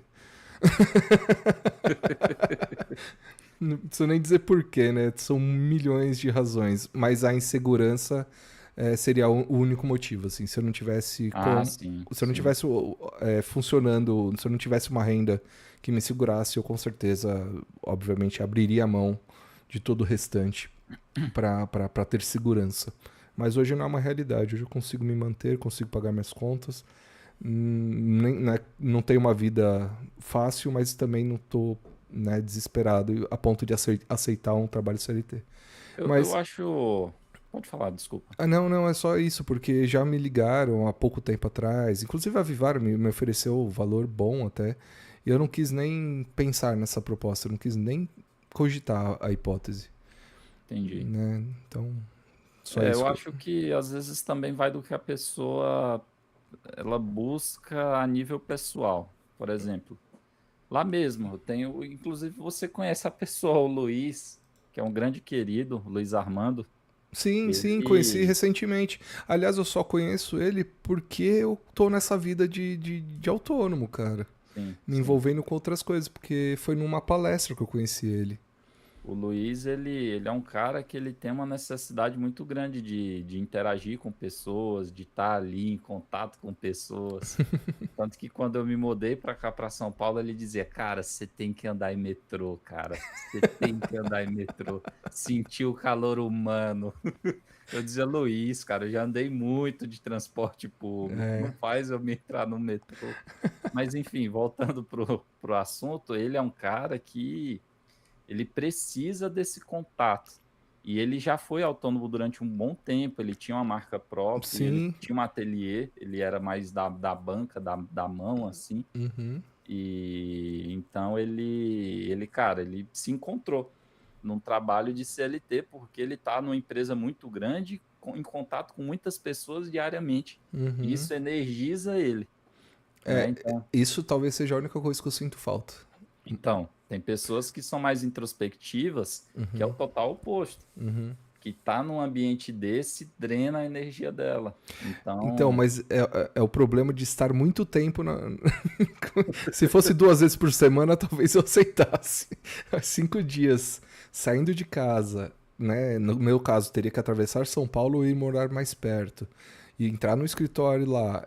Nossa, cara, não sei como é que é hoje, mas na época já tinha umas 400 pessoas dentro do escritório.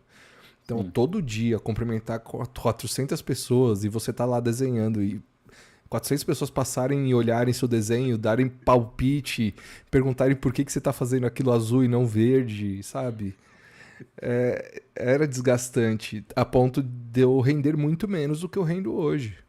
sim. Então é aquilo que eu falo. Às vezes a pessoa tem que se fazer esses questionamentos, né?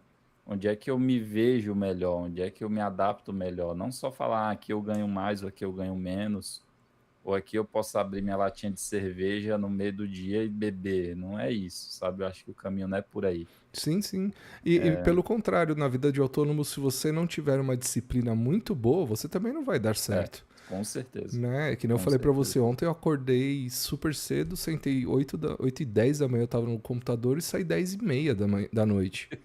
Era pra eu ter aberto uma live, eu não tive condições, eu tava sobrecarregado e com Sim. muita demanda. Eu tive que dar um gás e abrir mão do YouTube pra. Né? Então, é isso. Quem acha que a vida de autônomo é fácil, entendeu tudo errado também. Sim, sim. Tudo é dois pesos e duas medidas. É saber avaliar aquilo que lhe é mais cômodo ou naquele momento, ou que você busca, Uhum, e ter uma visão crítica não só pautada em dinheiro ou aspectos banais dessa escolha, né? sim. Uma visão mais madura e mais profissional mesmo, em termos de vida e objetivos. Eu concordo 100%, assim. A única coisa mesmo é que eu não penso mesmo, assim. Eu vou fazer de tudo, eu vou vender bala no farol, mas eu não volto pra uma CLT tão fácil, cara. Nossa senhora. É só de lembrar ter um chefe colado na sua nuca e cobrando criatividade, cara. Meu Deus, isso é muito difícil. Eu prefiro ter vários mini-chefes hoje, né, e tentar negociar com cada um ali prazos diferentes para que eu consiga realmente desenvolver as coisas com mais calma e render mais do que voltar para esse pensamento e, pô, uma produção. Eu lido com fábricas grandes, que a produção também é complicado. Uma falha Sim, é muita coisa. Mas é muito diferente quando a gente está do lado de fora, o envolvimento, o quanto a gente é cobrado. E isso me dá hoje também um- uma cabeça melhor para trabalhar. sim, sim, Né? Eu, com eu certeza. tive quase, eu tive praticamente um burnout na época da Vivara, depois numa outra empresa também tive praticamente um burnout. E enfim, acho que foram 3 empresas que sugaram minha alma e desde que eu saí e virei autônomo, eu só lembro disso com sem saudade nenhuma, sabe? Mas é isso, depende do cargo, depende da cobrança, depende da experiência, depende de quem é o seu chefe. Depende, inclusive, da pessoa também, sabe? Porque, ó, até a questão de freelancer, imagina o seguinte cenário. Eu acho que se lá no começo eu falasse assim, eu não tivesse a expertise que eu tinha de e-commerce e de venda pela internet, eu não teria conseguido me manter no mercado da joalheria, Pois é. porque eu estava num cenário isolado, Uhum. né? Não é que na minha cidade não tenha venda de joias, tem venda de joias, Mas é mas é um mercado muito nichado. limitado, né? Então, assim, ou você é da alta sociedade e acessa as pessoas mais ricas da sua cidade, que definitivamente não era o meu caso, ou você trabalha só com biju para vender para as classes mais menos Uhum. abastadas de dinheiro. Então, eu tinha ali um cenário que se eu não tivesse essa expertise, sem chance para mim me manter como freelancer. Não, não tinha como. Eu não conhecia ninguém, fora o Jonas, assim, Uhum. inicialmente, para me E que projetar também para, não estava sabe? perto, né? Isso, e que também não estava perto. O Jonas era acho que do Rio Grande do Rio Grande do Sul. Sul, é. Então, é um abismo ali de distância. Pô, é um abismo, É, é eu um estava numa país de ponta, ele estava distância. na É um outra. país de distância. O Sim, abismo era mais perto. sim. Então, eu acho que todos esses aspectos, até mesmo para a pessoa dizer assim, não, eu não quero esses desafios do CLT. Eu quero começar como freelancer e é isso que eu quero para a minha vida, porque eu me vejo fazendo isso. Pense duas Uhum, vezes. Às uhum. vezes você subir uma escada e gradativamente chegar àquele ponto que É. você almeja, pode ser que seja mais inteligente, pode ser que lhe leve até lá, né? Porque às vezes pode ser que você nem consiga. Na verdade, eu jamais aconselho alguém a estudar design e abrir a própria Sim, empresa, porque é loucura demais. sim, Vai entender o mercado, vai entender sobre produto, sobre marketing, sobre tudo. sim. Inclusive, hoje, eu até estava conversando com o Davi, que está na live, a gente está trocando umas mensagens em off, e eu falei que hoje o que mais me gasta tempo e energia é o atendimento e não a execução dos projetos. Sim, é desgastante, é Né? Então, desgastante. assim, ter que parar o tempo todo para responder o WhatsApp, para fazer ligação, Uhum, para entrar, né, em chamada para mostrar o projeto como é que está saindo, discutir, né, dificuldades de adaptação de projeto, enfim. Fora Instagram, fora o YouTube, fora um monte de coisa que a gente tem que dar atenção. Hoje, acho que 80% do meu trabalho tá no atendimento e só sim. 20% na execução, sabe? É complicado isso. Então, tudo são ônus e bônus e os Uhum. velhos ossos do ofício que a gente tem que carregar, né? É isso Não aí. tem para onde correr. Aí é você escolher quais ossos. E pôr na balança e tomar uma É, decisão, né? E para muita gente o CLT vai funcionar melhor. E eu não tenho sim, nem dúvidas, né? Eu não gosto de levantar a bandeira do autônomo e falar que isso é a solução. Não, não, não, nunca. Eu encorajo as pessoas a tentarem se sentirem aptas, mas eu não vou incentivar a trocar uma coisa pela outra, sim. né? Cada um sabe aonde aperta o seu. Só queria deixar uma coisa registrada, que quem apareceu aqui na live, que foi a Renali, e mandou uma Boa. mensagem aqui, né, falando que nós somos grandes profissionais do setor, mas agora ela acabou de deletar. Renali, eu li. Ai, ai. Ó, Luiz Ó, Armando. Vi Luiz agora Armando aqui. aí, ó, pô. Inclusive, esses dois aí estão me devendo uma resposta aí sobre trocar uma ideia aqui também. Mas aí a gente conversa em off depois, pessoal. Mas, bom, acho que a gente tá meio que encaminhando aqui pro fim da conversa. Foi um bate-papo. Está sendo um bate-papo muito bom. Eu quero, antes de ir pro final, obviamente, eu quero abrir para perguntas, pessoal. Então, deixem perguntas aí no bate-papo sobre ser CLT, sobre ser PJ, as dificuldades, vantagens. Quer fazer algum comentário, alguma coisa? Enfim, tá bom? Deixem comentário. Renali tá falando que foi sem querer que ela deletou. Foi sem querer Eu acho que querendo. foi na maldade mesmo.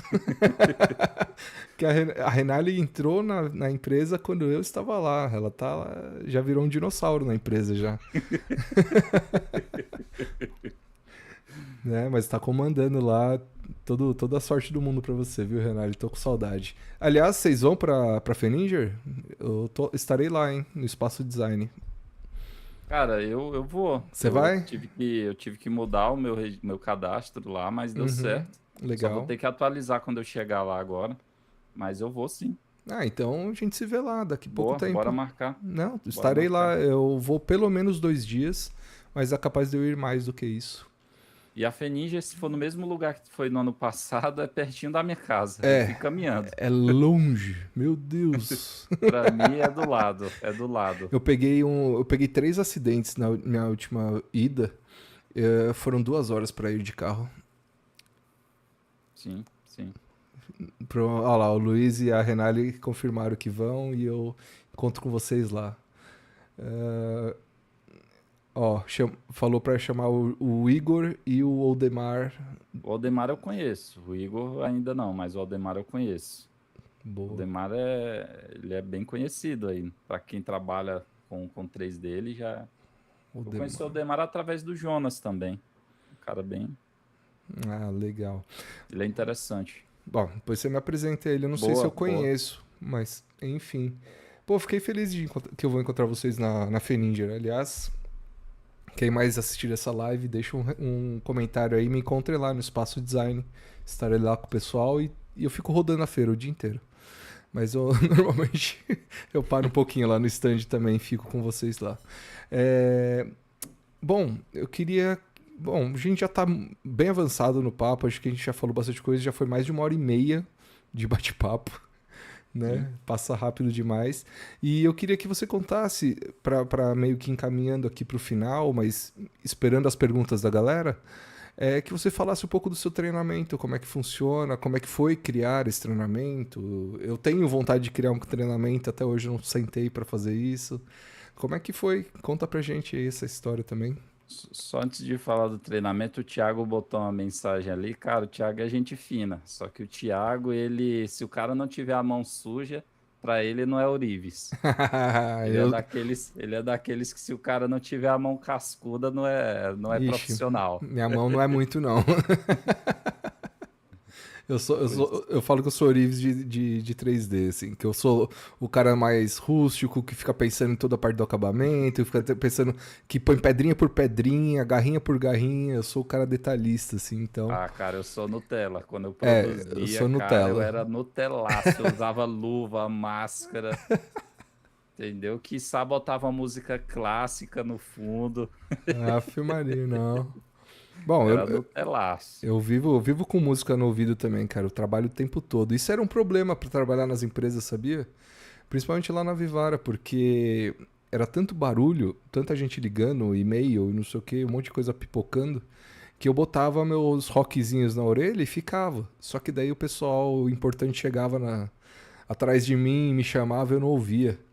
Eu levei Cara, umas 2 ou 3 chamadas por causa que eu tava sempre com fone de ouvido. eu não sei se foi eu que degringolei o setor, mas assim, quando eu cheguei lá tinha poucos colaboradores, né, no setor. Então vieram os demais, assim, esses que estão hoje vieram basicamente depois de mim e assim, o setor mais barulhento era o nosso.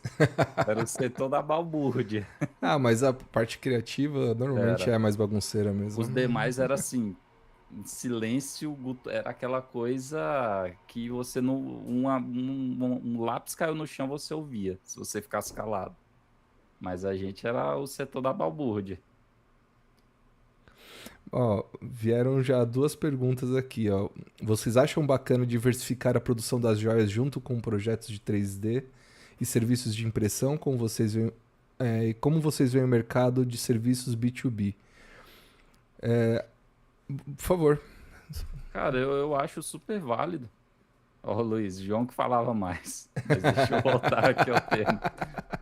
Eu acho super válido porque tem muitas empresas que não têm todo o processo produtivo na sua cadeia. Então, você consegue pegar em alguns momentos ali parte desses trabalhos ali que eles não vão abraçar. Uhum. Então, tem empresas que, por exemplo, tem até uma produção boa, mas não tem um setor de modelagem 3D. Nesse cenário, você já consegue inserir o seu trabalho de modelagem 3D. Né? Tem empresas que não têm setores de borracha. O Michel, por exemplo, que é um grande profissional aí da borracha e hoje, por sinal, está um grande modelador 3D também. Michel Ah, tá voando. Michel. Michel tá Ah, voando. garoto. Isso aí. Feliz de Então, saber. assim, às vezes, pegar esses trabalhos que a fábrica, a empresa, ela não abraça tudo, é bem interessante. E sempre tem espaço, sempre tem espaço. Tem empresa que... Tem grandes fábricas que não tem modelistas, né? Terceiriza tudo, compra de um CG Trader, mas às vezes precisa de algo mais específico Sim. e busca esses freelancers para tá produzindo, né? Eu acho que a gente nunca pode estar fechado para oportunidades, principalmente como Sim, autônomo, né? Então, se você tem conhecimento, por exemplo, na época da pandemia que eu comecei como autônomo de verdade, antes eu fazia um freelo ou outro, mas era esporádico. Quando eu tomei a atitude de ser autônomo, entrou a pandemia, tudo fechou. Shopping, fábricas, etc. Então não tinha venda, não tinha produção, não tinha nada. Aí uma empresa, uma fábrica me chamou para ajudar eles com marketing, porque eles gostavam muito do meu Instagram, o jeito que eu apresentava meus trabalhos. E aí a gente bateu um papo, obviamente, eles queriam que eu entrasse um pouco em produto, mas que o meu foco fosse ajudar na parte do marketing.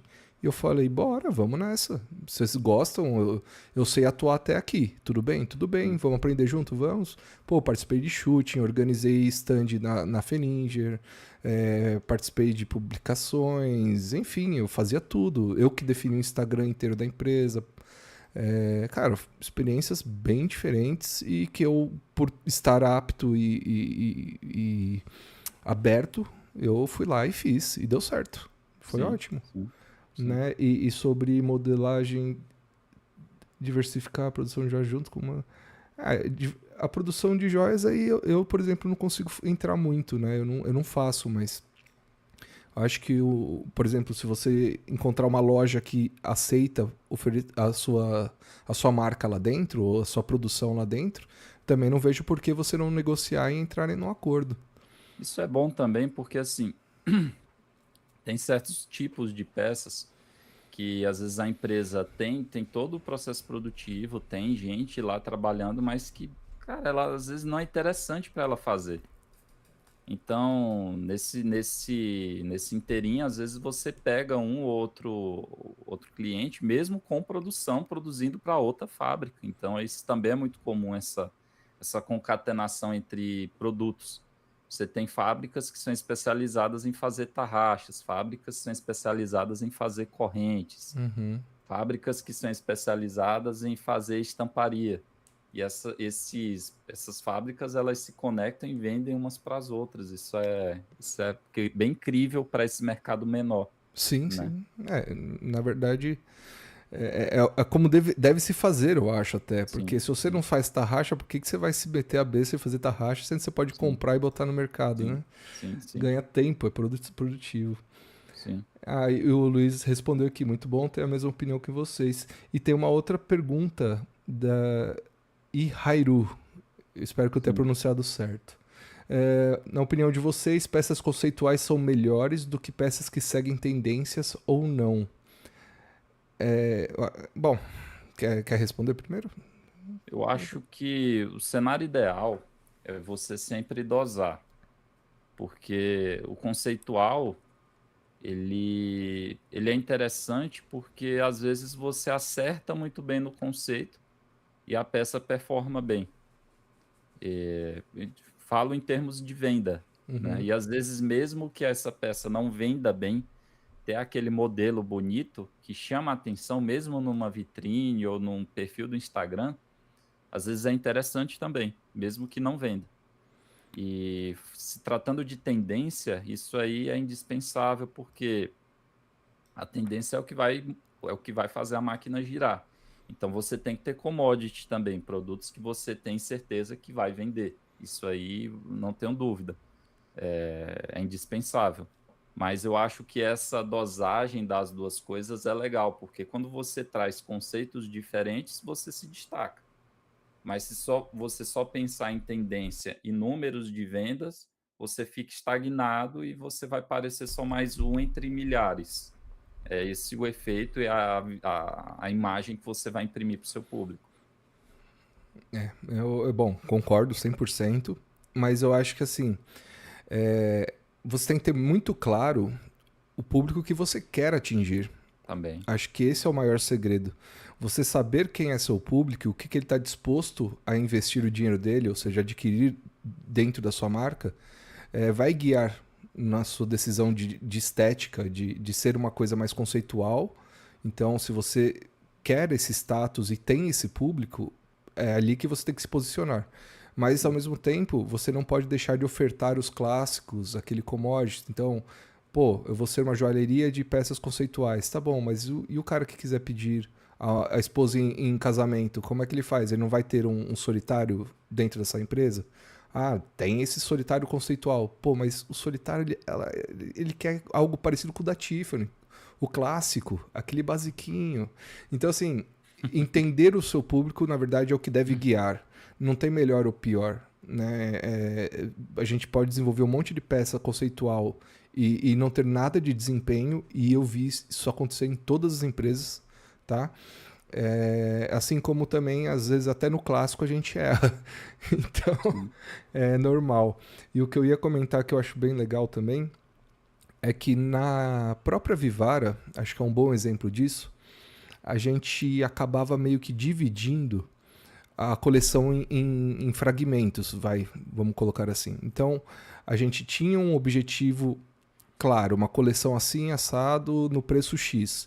Mas a gente pegava um brinco e um anel, fazia um parzinho de peças mais maiores, um pouquinho mais conceitual, mas que conversasse com o restante das peças. Então essas peças, essas joias, né, mais icônicas, guiavam o marketing, guiavam a vitrine da loja, eram usadas muito para treinamento.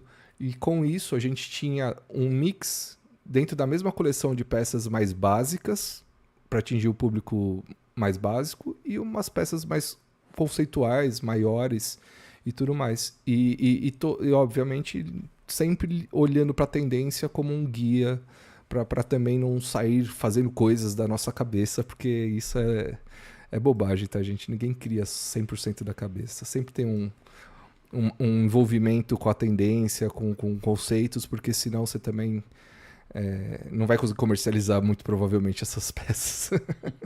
É isso. É isso, meu amigo. Respondido? Espero que sim. Pessoal, temos mais perguntas? Como é que vocês estão aí? Tá legal? Estão gostando da live? Deixa um comentário. Pouco comentário, pouca conversa aqui no chat hoje. Cara, e só aproveitando a deixa, eu nem pensei em citar esse case, mas é um case legal, porque assim, às vezes você tem uma ideia de que só é possível você escalar o seu trabalho, a sua carreira, se você trabalhar como freelancer. E a Renale, ela é um exemplo vivo de que você tem como se desenvolver, sabe? Mesmo no CLT. Sim. Porque ela começou, acho que como assistente de I2D, se eu não me engano. Ah, eu não lembro. Acho que não. Era? Era um cargo bem mais baixo do que ela está hoje. E ela foi gradativamente evoluindo dentro da empresa e hoje ela está como coordenadora. Eu lembro muito dela lá na fábrica no 3D. Renali, ajuda a gente aqui, faz tanto tempo. Pois é, não, mas era assistente de algo. Eu me lembro Ela, disso. acho que talvez ela tenha entrado como assistente na época do Rodrigo, talvez. Pois é. Uhum. E hoje ela é coordenadora, quiçá ela chega a um cargo de direção, né? Claro, torcemos pra isso. Sim, Então, mas assim, é isso que eu falei. Tem a ideia de virar autônomo, de ser freela, esse tipo de trabalho não é pra qualquer um, gente.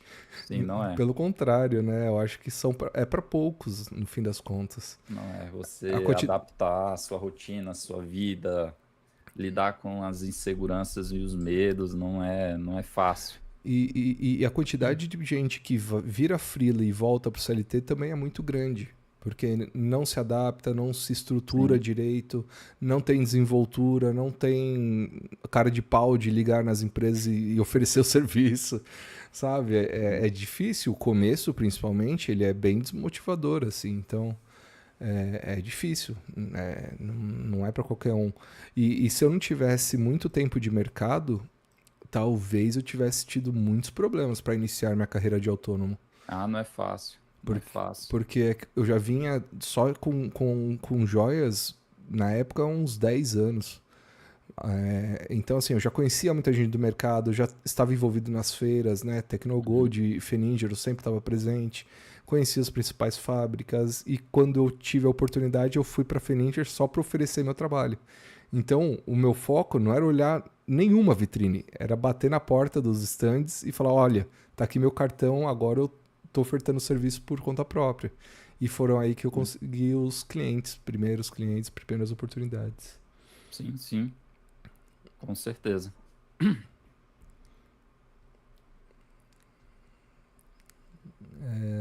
Enfim. Nenhuma pergunta, gente, nenhum comentário. Pedro, quer falar um pouquinho do teu treinamento? Boa. Aproveitar. Aliás, agora que você está na vida de autônomo, antes de falar do seu treinamento, o que é hoje um dos seus principais focos, você está retomando as atividades nas duas marcas, correto? As marcas eu ainda não retomei, porque elas requerem produção e hoje eu não tenho nem espaço físico para produzir, né? Eu Perfeito. estou num apartamento bem menor aqui em São Paulo em relação ao que eu morava lá no Uhum, Piauí, então não teria nem como montar minha produção aqui. entendo. Mas eu voltei com o curso, né, com os treinamentos, que na realidade eu não parei, eu só não estava tão forte, tão atuante. Uhum. E agora também estou como freelancer também. Tá, você está ofertando serviços, Sim, sim, então, estou como freelancer, quem focado em precisar, modelagem. focado em modelagem 3D. Uhum, A parte de render também, tanto que eu tenho um curso que é de render, que é algo também bem interessante, porque você economiza muito ativo, porque você imagina um render bem feito, sobretudo um render ambientado, uma peça uhum. ambientada, ele é uma peça, ele é uma imagem que você pode usar praticamente numa campanha publicitária, perfeitamente, aliás, tem Aliás, grandes empresas é. que usam. Uhum, Então, é algo bem interessante, até para médias e pequenas empresas, porque a pessoa não imagina, ela vê uma imagem de uma grife, de uma grande grife, e fica pensando, poxa, eu não tenho como chegar a esse resultado. Lógico que tem, trabalhando em casa com seu computador, contanto que você tenha pelo menos uma GTX 1060, você vai conseguir, você vai conseguir fazer um vídeo legal, sabe? Pode falar. não, não, ia perguntar o software que você usa para renderização. É o Light Tracer, Uhum, né? É um software bem simples, ele é bem otimizado, tanto que assim, inicialmente eles não tinham um foco principal, a empresa que fez esse programa, mas a forma como o brilho incidia nas superfícies, a refração dos vidros, das gemas, era tudo tão bonito que estava se criando um movimento ali de joalheria, de pessoas que trabalhavam com renders focados em joalheria, de utilizar ele. E hoje, quando você abre o site da empresa, você só vê mais imagens de joias, o que é bem legal. E é o programa, inclusive, que eu dou o curso e que eu uso também no meu dia a dia para criação de render, é o Light Tracer. uhum. Eu nunca tive contato com esse software, já ouvi falar bem, inclusive, mas eu acabo usando o Keyshot, eu me adequei a ele, é o que eu uso para tudo também. Aí eu tô curioso de conhecer um pouco do Light Tracer agora. Eu também já usei o Quixote durante muito tempo. Na publicidade eu já usava, no design Uhum, gráfico eu já usava o Quixote. Mas a vantagem do Light Tracer em relação ao Quixote é a simplicidade. Quando você abre a interface do Light Tracer, você já percebe, opa, esse programa aqui é bem mais enxuto. O Quixote, ele é um programa um pouco mais generalista e abrangente. e Então, complexo, assim, né, é de complexo, configuração, é. sim. Então, indústrias do automotivo pode usar o Quixote. Quem trabalha com pack design, que é Uhum, embalagem, embalagem. design de embalagem, usa Quixote. Então, eles têm que trazer uma série de ferramentas e termina sendo um programa bem abrangente. Daqui a pouco ele vai virar um ultra renderizador, como você tem o V-Ray, entre outros, né? Sim, São sim. praticamente renderizadores cinematográficos. E o Light Tracer ele vem com uma proposta diferente, que é uma proposta de ser mais objetivo. Então você tira um render bom, com poucas ferramentas, com poucos cliques, tanto que a imagem que já vem inicial do Quixote é um render ultra mega blaster de dois anéis, assim, que quando você abre o programa ele já exibe isso. Então, nesse sentido, ele é muito bom, porque ele é simples e você não precisa de tantos cliques para chegar a um resultado satisfatório. Tanto que quando eu escolhi o programa para fazer o curso, eu escolhi o Quixote nesse sentido. O Quixote não, o Light Tracer, Light aliás. Tracer. E não usei o Quixote. Foi por isso. O tempo que se levaria para se amadurecer dentro do Quixote e ter bons resultados eram bem maiores, né? Eu tô curioso, vou estudar isso daí um pouquinho também. Sim. Não, se eu Ó, puder compartilhar, inclusive, a tela que eu abro ele aqui rapidinho. podemos fazer. Boa. Aham, dá. Eu preciso só ver como é que eu vou fazer isso. Enquanto isso, vou te dar uma pergunta então, pra responder enquanto eu vou viabilizando essa história. Beleza. Ihairu, me corrija se eu estiver errado, hein, na pronúncia. Mas ó, a pergunta dela ou dele também. Vocês acham que no começo é melhor ir atrás dos clientes ou esperar que te procurem? Especialmente se não tiver nome nessa indústria. Você quer começar, Paulo? Eu prefiro que você vá falando porque eu vou viabilizar a sua tela aqui. Tá. Vocês acham que no começo é melhor ir atrás dos clientes ou esperar eles te procurarem? Sem sombra de dúvidas, ir atrás, porque nada cai do céu. Então, é difícil, você vai tomar vários nãos. É bem recorrente, inclusive, Uhum, mas você tem que buscar. É assim que você vai conseguir angariar esses clientes. É realmente batendo na porta, uhum. e dando a cara a tapa e se expondo mesmo ao mercado, até que chega um momento que você vai se tornar conhecido e as pessoas vão te ter como uma referência. Se quiser compartilhar a tela, eu já Boa. viabilizei, eu acho aqui. Tá certa? Que bom. Bom, sobre a dúvida em si, eu concordo 200%, né? A única coisa que eu tenho de dica para te dar é que você não fique, não esqueça de criar um bom portfólio, já que você não tem nome no mercado, para você poder ofertar ofertar seu serviço quando você bater na porta. Então tenha Sim, algo bem concreto e esteja muito seguro do seu trabalho antes de fazer esse tipo de, antes de sair batendo na porta dos outros. exatamente, exatamente. Apesar que assim, você também tem que ter um pouco de cara de pau. Às vezes você não domina 100% a coisa, mas se arrisca um pouco também, aprende um pouco no processo, isso é normal, sabe? Às vezes você, eu nunca trabalhei com material X, mas faz algumas perguntas, entende o processo e adapta aquele conhecimento que você já tem em 3D ao que a pessoa está precisando, sabe?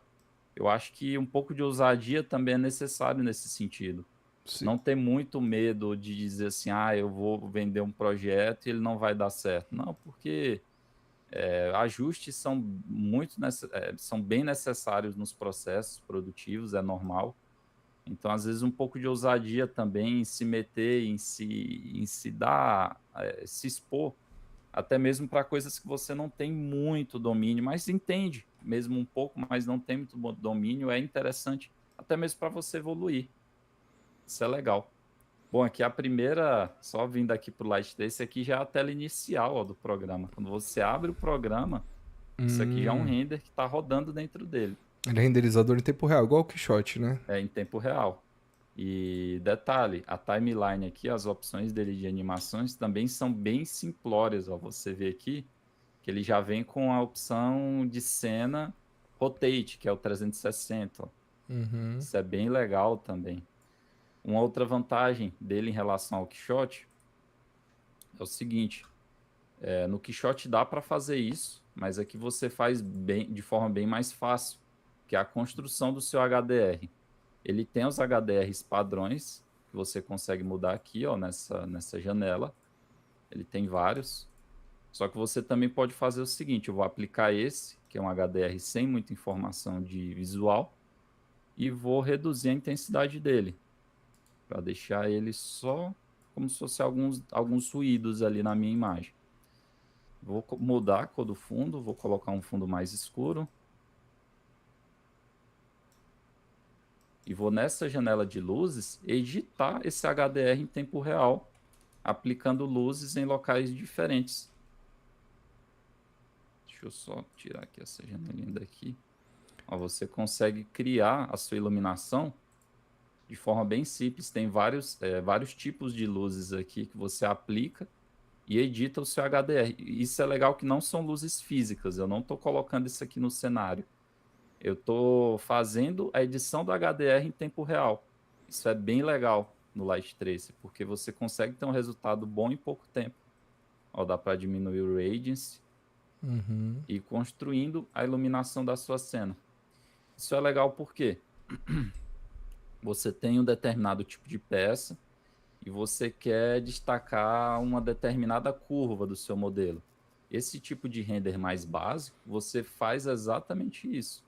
Você consegue destacar os pontos específicos do seu modelo.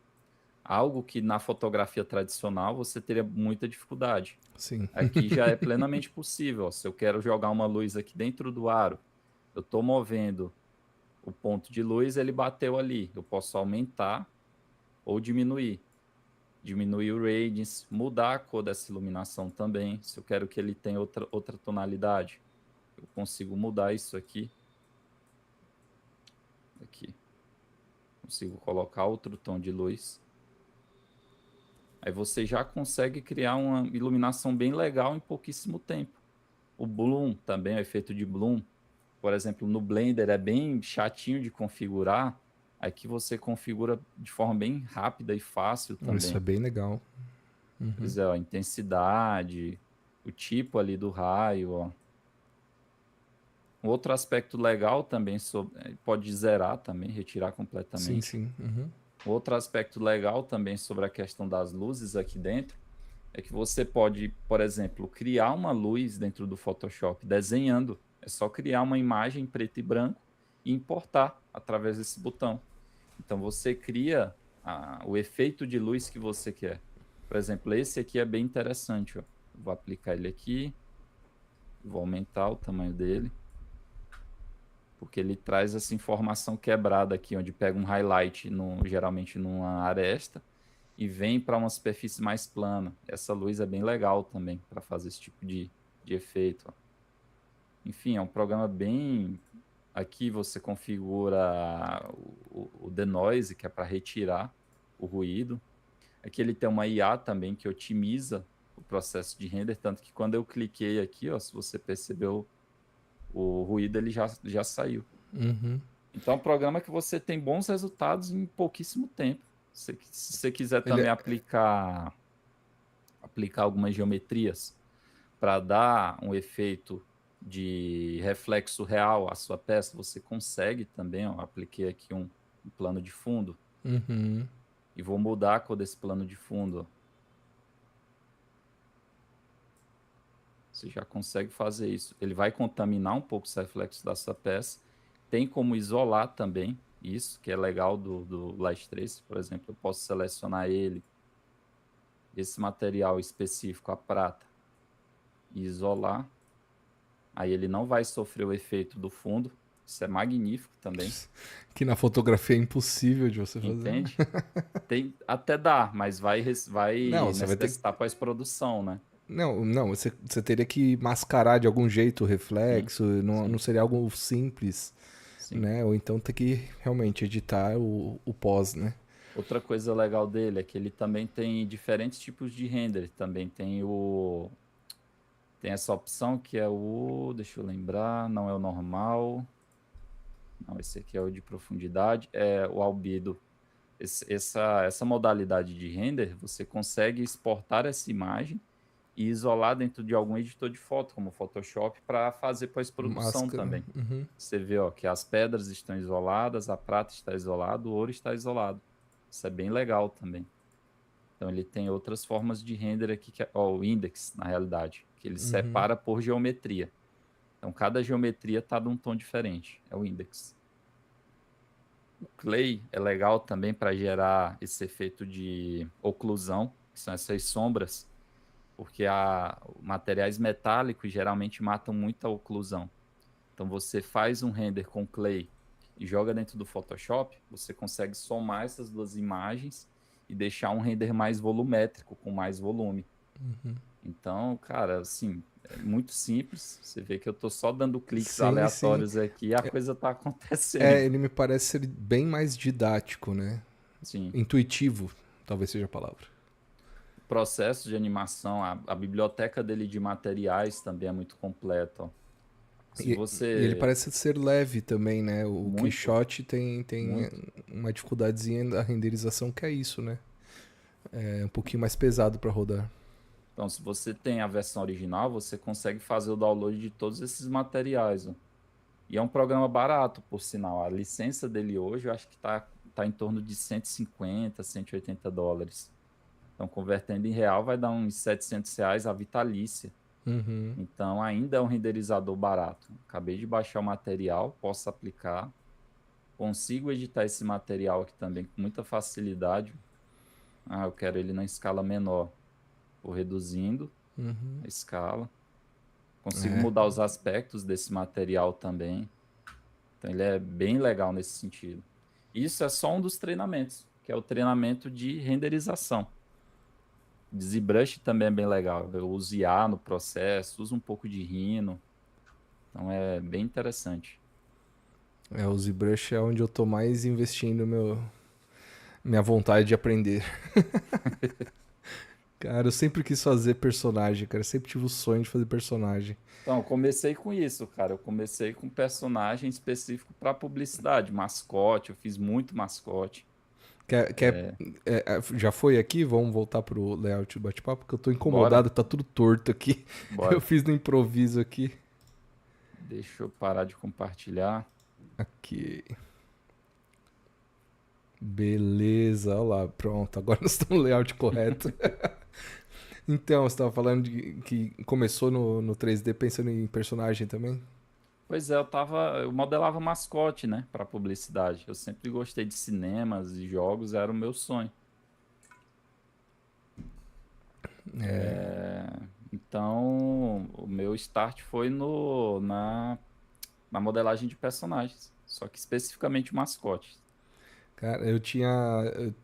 Eu queria fazer gráfico também na época da Uhum, faculdade, e aí eu não passei no gráfico, passei no produto. Aí eu falei, ah, beleza, a grade é a mesma, eu começo 6 meses de gráfico e depois migro de produto e depois migro pro gráfico. Cara, no segundo dia de aula, quando eu tava vendo a grade com calma e tudo mais, foi o coordenador apresentar o curso, ele falou que a gente ia ter aula de 3D. Eu, na hora, já esqueci a possibilidade de eu fazer gráfico, assim, na sim, hora. E aí o problema foi que era só Rhino, né, que a gente aprendia e aprendeu um pouco de 3D Max. Não foi suficiente para eu me desenvolver como personagem, mas sim com produto. sim. E, bom, enfim, eu gosto muito do que eu faço, não é uma reclamação, mas o personagem ficou incubado aqui, a vontade de fazer personagem. Agora, depois de 22 anos, eu decidi abrir o ZBrush e começar a aprender. Cara, mas é muito bom. O ZBrush é um programa muito bom. Ele tem uma curva de aprendizado um pouco chatinha, porque ele vai na contramão de tudo que se tem no mercado em termos de interface. Sim. Tudo, tudo. Nenhum programa que eu já usei até hoje, em termos de interface e usabilidade, parece com o ZBrush. Nenhum. Ele é praticamente o universo invertido, sabe? Mas depois que você pega a mão mesmo ali, entende alguns conceitos, você faz o que você quiser nele.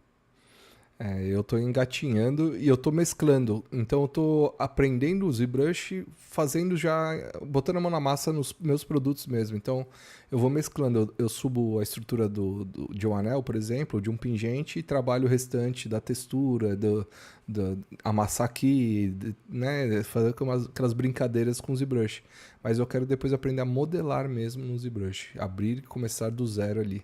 Mas É, eu não tô com pressa. Eu quero primeiro sofrer um pouquinho. Eu tô sofrendo muito com a movimentação, com a câmera. Eu não tô sabendo usar o tablet ainda. Então, enfim, é uma curva de aprendizado que eu quero ir com calma para não frustrar.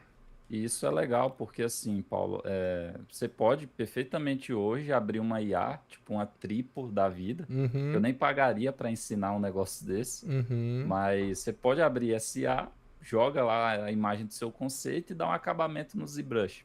Pode, né? Inclusive eu ensino a fazer isso, mas eu uhum, ensino isso nos últimos módulos. uhum. Tem 3 ou 4 modelos que a gente faz do zero absoluto. Assim, você começa sem nada e modela. E Até, modela. até porque é aquilo que a gente falou, é uma ferramenta e ela não vai substituir Sim, todo o restante, né? sim, O seu cliente te procura querendo um peixe, não vai ser o peixe da IA que ele quer, né? sim, sim. E vai que ele quer alterar um detalhe desse peixe. Se você não entender bem o ZBrush, como funciona, como modela, porque a modelagem no Rhino ela é uma, a modelagem no ZBrush é outra completamente diferente. o tipo de sensibilidade que você tem que ter no programa é diferente, não é a mesma.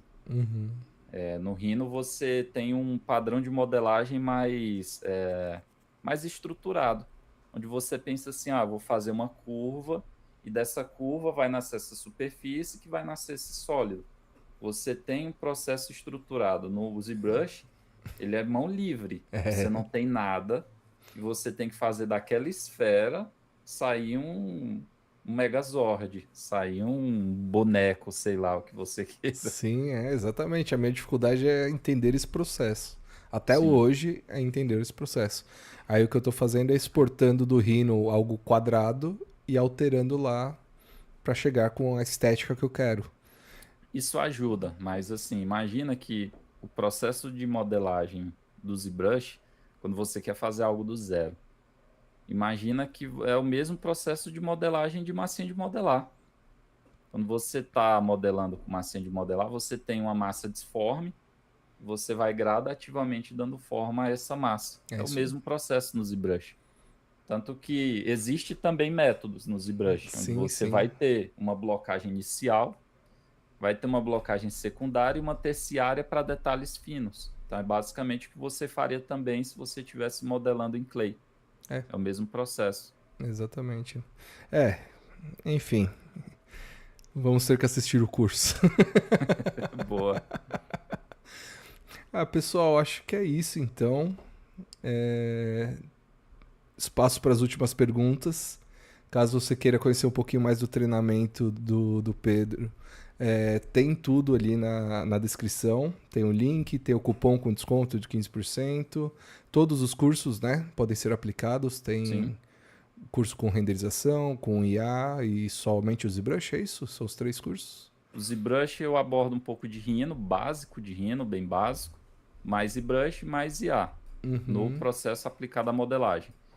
E o de renderização, você vai aprender a criar imagem estática e animação também, que o Light Trace ele também trabalha com física. Ele tem suas limitações, mas ele tem uma física muito boa.